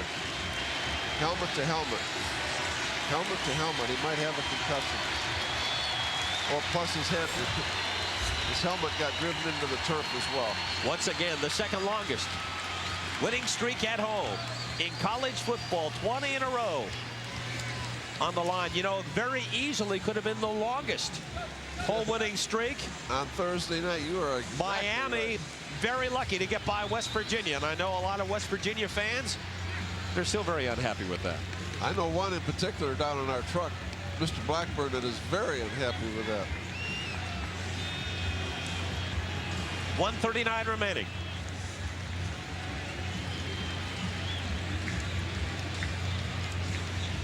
Well, okay, now, do you spread them out here, Al? If I'm Mike Hobby, offensive coordinator Mike, I think the best bet is to spread them out and try to hit a slant on them. Get one of your big receivers. Banks has made some great throws on this drive.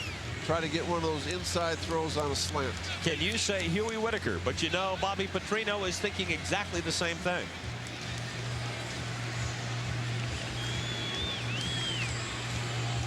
Elgin Hicks has been the second leading receiver for South Florida this season, had a pair of touchdowns against Nicholls State. He's been fairly quiet tonight. He may be a man the Bulls look to as DeJuan Green is back up. You know, and I think actually this long delay, you know, it's hard to say who gets the advantage here, but I'd have to say Louisville, because emotionally they were on their heels. You had them going, and now you get them just a chance to mentally recover a little bit, although offensively you have plenty of time to talk about exactly what you want to run. 99 seconds.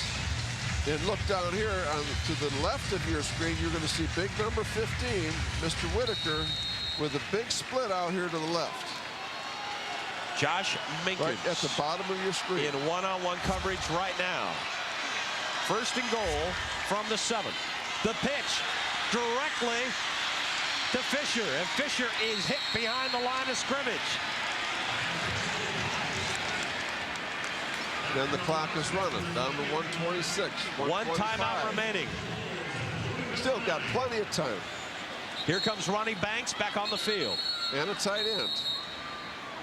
Timeout.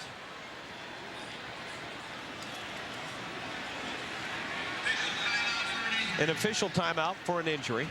Looks like Tyrone Satterfield very slow walking out the field. And that might have been the best news for South Florida on that play. You got Mike Ruger in the game as a tight end. Now, all coaches will have it in the red zone and inside the 10-yard line. They'll have 4 or 5 plays in their book that they've practiced all week for exactly this situation. 1:07 and counting.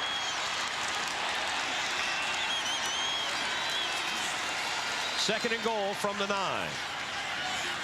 Banks steps up, nailed behind the line of scrimmage. Now the Bulls again working the clock with 49 seconds. Third and goal.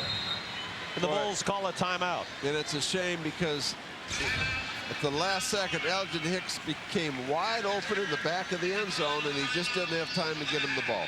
You know, the crime in this is that the South Florida Bulls have it. First and goal inside the 10. And after 2 plays, they still have not even put the ball to the end zone. Right. Started on the 7-yard line. Now they're back on the 10. Got to take your watch. If you can see right at the top of your screen, watch 22 Elgin Hicks come free at the last seconds. Right there. And Banks just does not have the time to get him the football. Okay, this Louisville team has a lot of talent, a lot of young talent. They're really a sophomore-dominated team, sophomore and junior-dominated team. And I'll tell you, they have 3 or 4 offensive linemen that I think are fantastic. They have 5 or 6, 7 defensive linemen that are young players that are really going to be good. All right, here come the Bulls. 45 seconds remaining. They're down by 7. Third and goal from the 8-yard line. Got to throw the ball in the end zone now. Got to take 2 shots. For what it's worth, Huey Whitaker, one-on-one at the top of your screen. Yep, they doubled him. Banks under pressure, looking for Whitaker, runs very close to the goal line, down at the 1. The Bulls out of timeouts. Now with 33 seconds. Okay. Fourth down. Fourth down. This is for the ball game. Gotta hurry up here. 20 seconds. The Bulls have to have patience here. No one's on Whitaker. Nobody is on Whitaker, and now Louisville saw that and calls the timeout. Huey Whitaker, no one was within 10 yards of Huey Whitaker at the bottom of the screen. Totally uncovered. Nice job in Louisville recognizing a tremendous problem there and getting a timeout. And this really helps South Florida, because now this gives them time to really offensively settle down. They got one shot at it here. Ball's on about the 1.5 yard line. They put their tight ends in the game. I'm not sure about that. You're playing right into their strength, I think, when you do that. See Rod Smith on the phone with Mike Hobby upstairs. They're making this crucial decision right here. Jim Leavitt pondering. What does he have up his sleeve? If nothing else, think about the rivalry that is building now between USF and Louisville. And of course, you know, the next question is, obviously, if South Florida scores here, then we're looking at overtime. That could be a little bit exciting. And this is going to be a very short week for South Florida, because next Friday night they have TCU here at Raymond James Stadium. Talk about a tough October. Louisville, TCU, and then a trip to Southern Miss. How about this? Banks out of the ball game. Brian Fisher will go under center. Possible option play. Two wide receivers at the bottom of your screen. This is for the ball game. Option. The pitch, Touchdown. wide open. Quentin Crosby, touchdown, South Florida. What a great call by Mike Hobby. And I'll tell you, Fisher, he executed it perfectly with everything on the line. Everything on the line. And, buddy, he executed that play. Was a great option quarterback in high school. The biggest 2 yards in South Florida history. And now, Santiago Gramatica missed a point after earlier this season. This is the biggest one of his career. Good snap is urgent. Good snap. You've got it all, and you've got a tie. And we're looking at overtime, Mr. Kent. Gutsy play call by Mike Hobby. Gutsy call. More than 36,000 at Raymond James Stadium. Loving every minute of it. Well, what a ball game. Here's the option. This is what's called a sprint option. Option on the end man. Make him come to you, pitch it out, walk it in. That's the same play they ran against Alabama. Except in that game, he kept it, Fisher kept it, and darted in the end zone. And the main thing about South Florida, I would imagine they decided on that play very quickly, but they kept their personnel off the field until the very last second. That's exactly right. And that's the whole idea of huddle on the sideline, run them in, run the play. Do not give them a chance to get adjusted. All right, 10 seconds remaining here. The Bulls need a deep kick. They do not need a long return and a field goal try. Louisville has 2 timeouts remaining. Jim Leavitt is all the way out to the numbers on the field. Jim does most of the coaching of the special teams on his own, and frankly, I love it, because I do the same thing in NFL Europe. I coach all the special teams. Frank Beamer has had big success with that at Virginia Tech.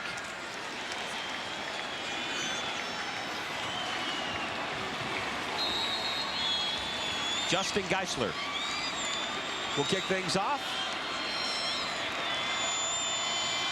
Tied at 21. A high kick, but it's a short kick. Whoa!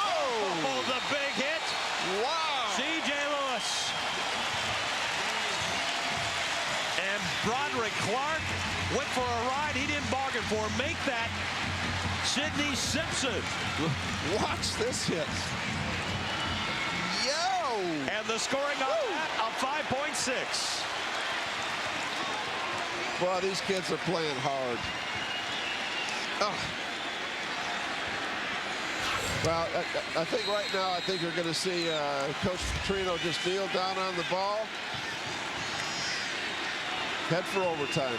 5 seconds remaining. That's exactly what you're going to see.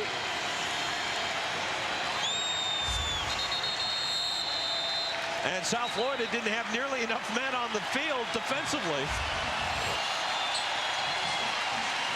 Well, now the all-important coin toss, college overtime is very, very exciting. We promised a fun one, and boy, has this delivered or what? We're on to overtime, tied at 21 at Raymond James Stadium. A hold. Now, if they don't take this penalty, I will totally be shocked. I don't see it yet. It might have been Chris Carruthers. Holding on the offense. 10-yard penalty from the previous spot. Repeat, second down. Let's look at Carruthers. Not a good start to overtime. He has played a tough ball game. In fact, this entire South Florida offensive line holding down this tough rush of Louisville. 2nd and 20. Banks with time. Complete at the 20. That's going to set up third and about 9.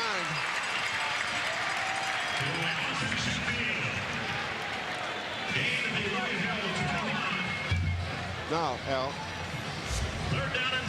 if you don't get the first down here, you got to kick the field goal, right? You would think.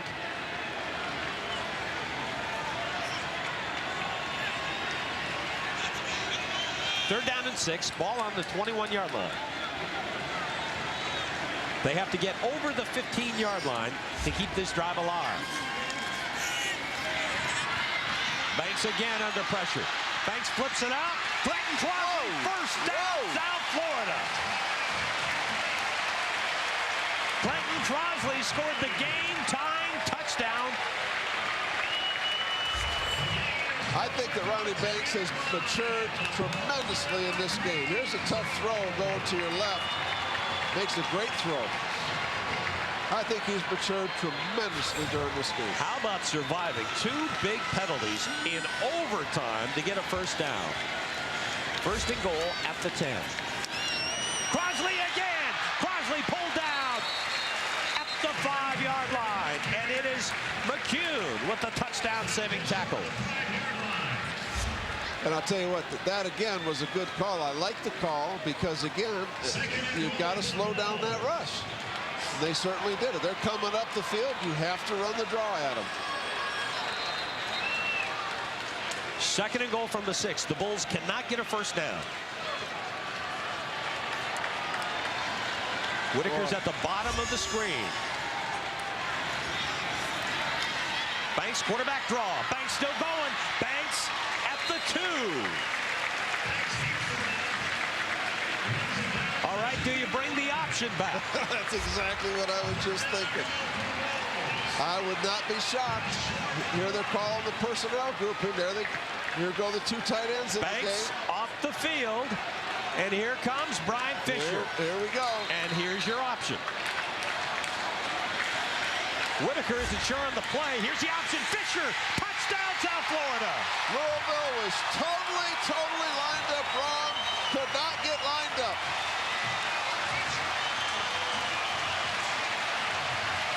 How exciting is this?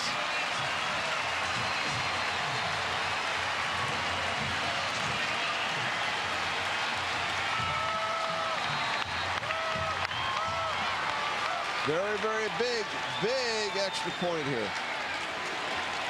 Santiago Gramatica. 3 for 3 tonight. Good snap, good hold, and the Bulls lead. 28-21, the first round of overtime. Well, this is fantastic. Now, if you're Louisville, then you clearly know exactly what you have to do. You force them to take some gambles, a little bit bigger chance of an interception, a turnover. Very interesting.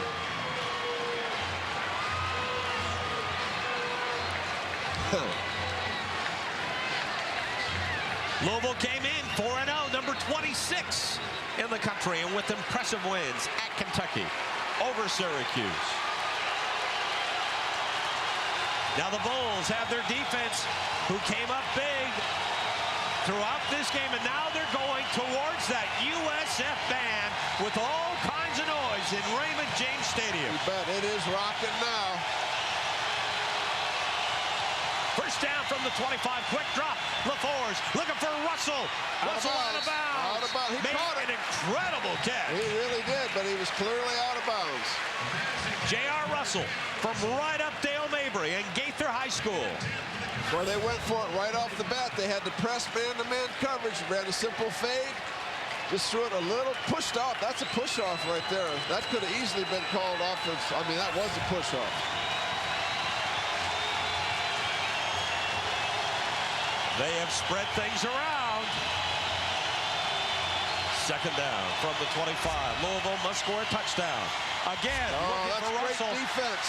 Excellent defense and a miscommunication between J.R. Russell and LaForce. It was a great jam by the corner that ended that play.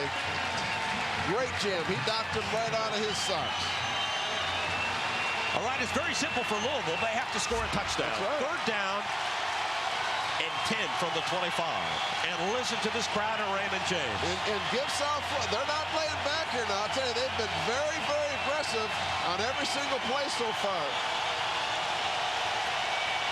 They're pressing the wide receivers, playing man-to-man. Blitz, blitz. LaForce has running room. LaForce has a first down. Wow. Down to the 12-yard line, and here come flags. Could that be a face mask? Now South Florida got misaligned that time, and that was the result. They had some confusion getting lined up. Wow. I didn't see anything. Obviously something occurred. Half the distance. A dead ball, personal foul, late hit on the defense. Half the distance from the end of the run, first down. Wow, let's take a look at it right here. Let's take a look at it right here. I don't know. You know, they're playing hard. I mean, this is overtime. They're playing hard. A quarterback is scrambling. First and goal on the 6. Louisville must score to stay alive. We're in overtime. Gates failed at the line of scrimmage. Well, I guess so. That 225-pound back, and that was Devin Davis. Wow. Remember, Gates had the game's opening touchdown on a 67-yard run. Look at Devin Davis.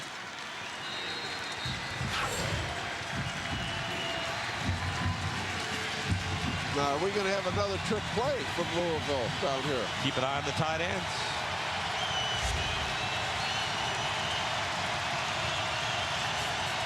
This is an audible. 8 on the play clock. 5 on the play clock. Shelton tripped up at the 3. They may mark it at the 2. Well, they marked. Did they mark that at the 1? Now they'll mark it at the 2. Yep. Okay. Third down. Gotta have they gotta score. Got the big back in there. That Shelton also has a fullback. Here's Shelton. Shelton down at the line of scrimmage. Boy, this is something. All right, now, okay. Now, right here's number 76 is coming here. Oh, that's a great effort right there from outside. Now, Kurt Quarterman, number 76, just came in the game. He's 6'5", 350. I would anticipate putting him at fullback. They have done this before. And he's an offensive lineman. In fact, he scored a touchdown against UTEP on a 1-yard run. Yeah, he is in the game. He is 6'5", 350 pounds. Oh, boy, the whole game, this is it. The whole ball game right here. Louisville must score and kick a point after or go for 2 in order to either win or stay alive. I would not be shocked here, Al, to see some kind of a naked bootleg with LaForce. He's such a good athlete.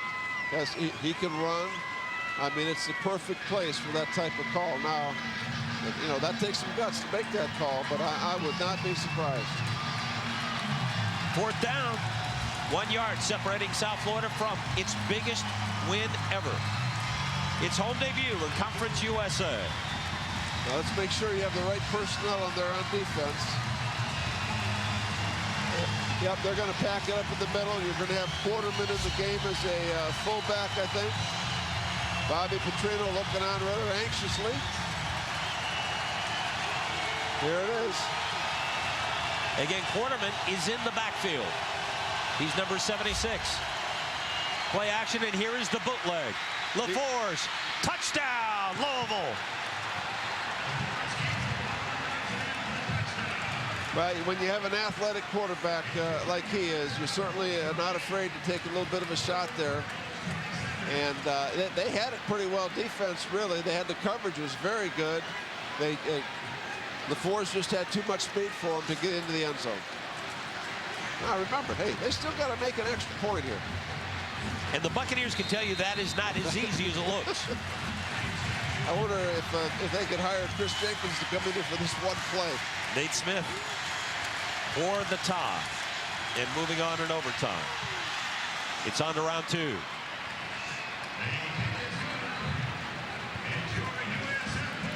Oh, boy, this is exciting stuff.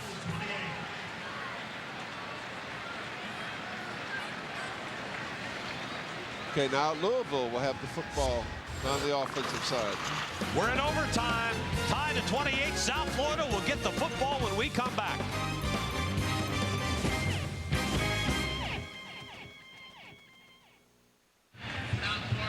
The football chess match. The defense of Jim Leavitt, the offense of Bobby Petrino, and both have made some gutsy calls on 4th down throughout this contest. And we are tied at 28 in the 2nd round of overtime. It's a little bit of a gamble, the bootleg right there, because if you're bringing a guy off the corner and he's alert, then you got a 6-yard loss and the game's over. So, hey, give him credit, though. But it was a good call, and we executed it well. Now, this time, they faked it to the big guy. Nice block right there. That was really the key, and a nice job of getting down and getting in the end zone. Boy, and that was Jones chasing him. That's a fast guy chasing. Yeah, now we move to the other end of the field, which helps the Louisville a little bit with their crowd in that end zone.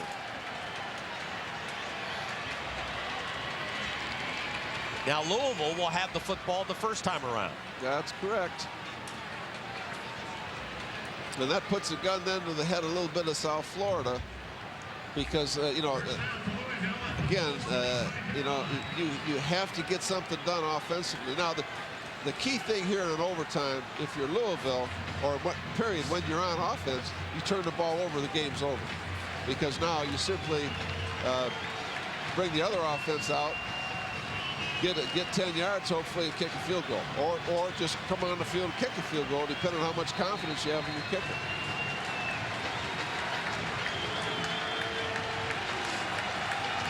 Stephon LaForce leading Louisville. Both defenses are tired, both of them.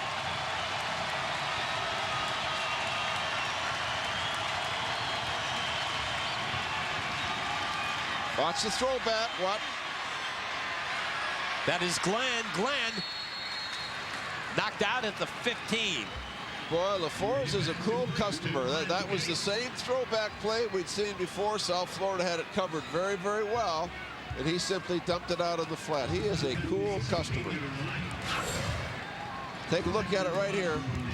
You'll see the tight end coming across the field. They had him covered. Dump it out.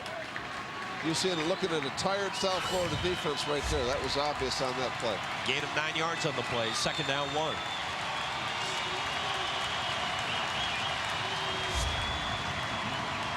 Gates again.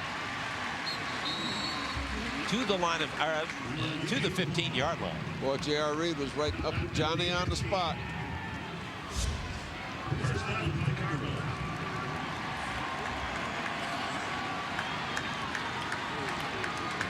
Ball marked right at the 15. And a brand new 4 downs for Louisville. Tied at 28, the second round of overtime. Well, those hearts are thumping out there, I guarantee you.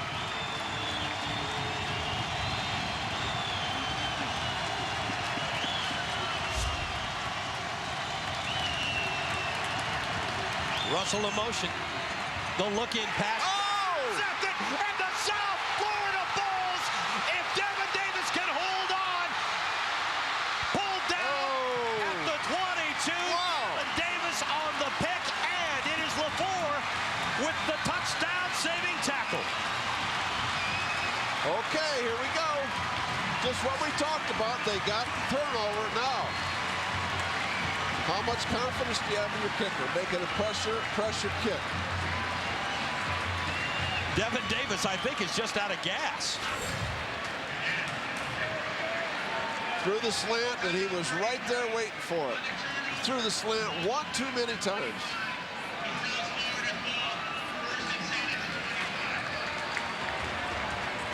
How about the way that LaFleur's is able to run down Davis to save the ball game? And Davis can run. I'll tell you, I am so impressed with LaFleur. What a competing guy he is. Now, you know, obviously it's easy up here, Al, but if you lateral the ball back there, you win the game. Okay, but you're still in great position. You're in great position here to win it. Oh, what a play by Davis. Young sophomore linebacker. They have high hopes. Oh, he cramped up right there. He cramped up. He certainly did. All right, now. And there's the man on the spot right now, Santiago Gramatica. Just in case.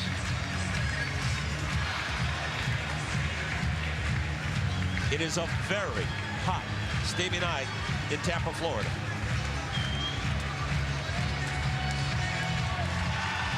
Okay, you got 4 wide receivers on the field for South Florida. It looks like he was cramping up before he even got to that point. Yeah, he sure was. That's a cramp all the way. You got 4 wide receivers and a running back.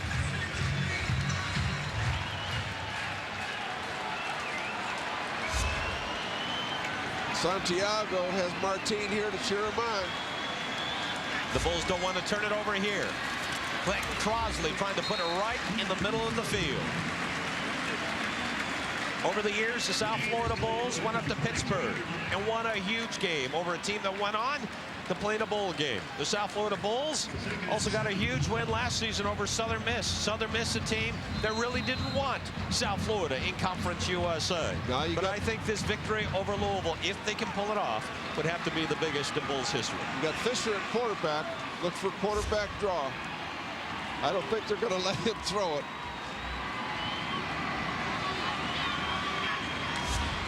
And there it is. Breaks it outside at the 20. And a first down for the Bulls near the 10-yard line. Oh, that's huge. That is huge. Now, what Jim Leavitt has to decide, does he try to put it in the end zone, or does he bring his kicker on the field? Well, now from this spot on the field, that is a tough angle right there. You need it in the middle of the field. You want to center it up, absolutely. Now here comes Banks back on. That's pretty neat right there, isn't it? Martin with Santiago Gramatica right there. What support is that? First and goal at the 10. And there's Crosley, wanted right in the middle of the field, paid for it. LeFew with the pounding tackle. This is where Jim's got to make the decision. This is the head coach's call. Kick Here you go. He said kick it. I agree. Here you go. I agree. Don't take a chance on putting the ball on the ground. No, not yet. No, he wants one more. No, here comes Gramatica. Yep.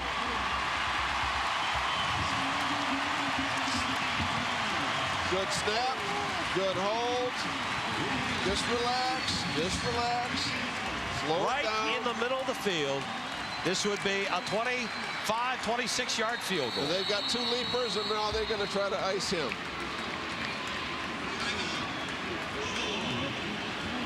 Devin Davis with the interception to make this possible. I'll tell you what I do, Al, in this situation right here, I don't ice the kicker. I mean, they're expecting to be iced. You know, they're waiting for the call to come. You don't call it. Okay, now let's go over this, because if there is a bad snap, what do you do? Well, if there's a bad snap, then absolutely. I'm sure that Jim has practiced that. You just get on the ball right now. Boom, get on the ball.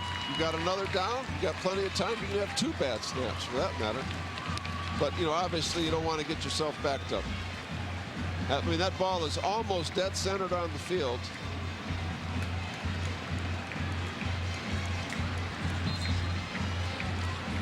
Do you think Martine's talking to the family back in LaBelle? I guarantee he is. Now that's probably Bill Gramatica, who kicks for Arizona. That's on the line, because he's watching that game out there. You know he is. That's right. That is on out in Arizona. My daughter Allison's watching the game out in Phoenix. That's right. All right, here you go for the victory.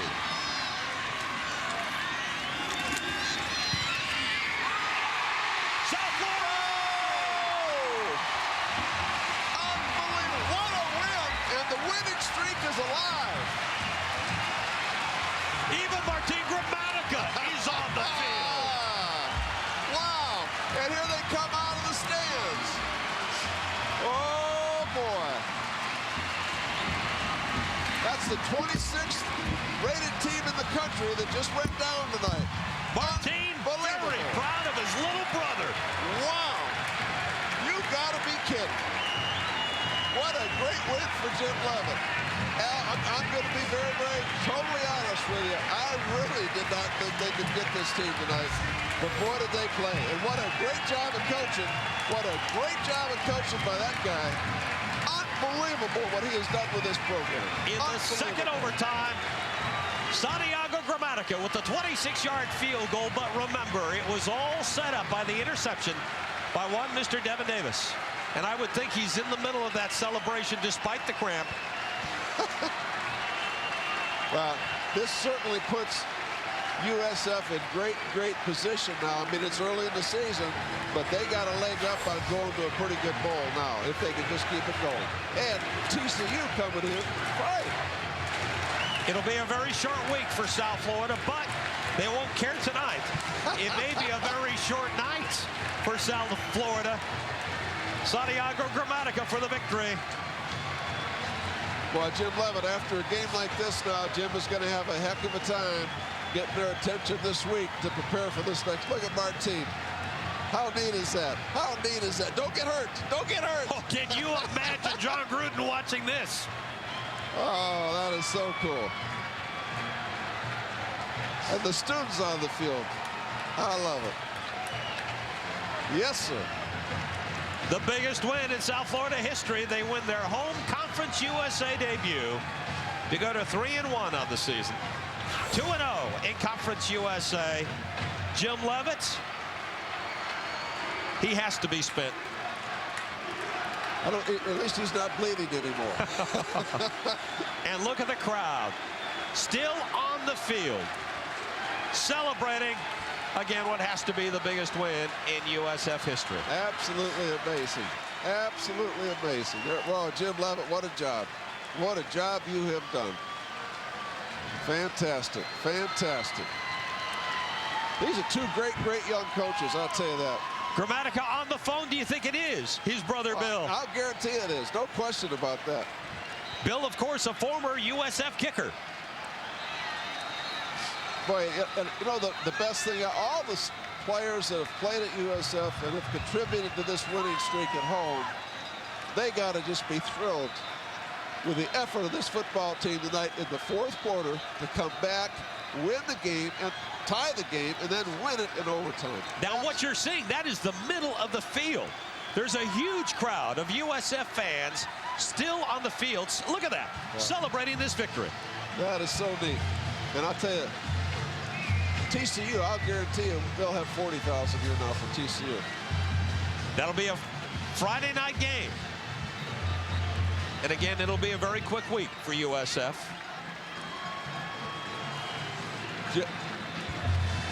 We have got Santiago Gramatica with this. Santiago, was that a piece of cake? No doubter on that.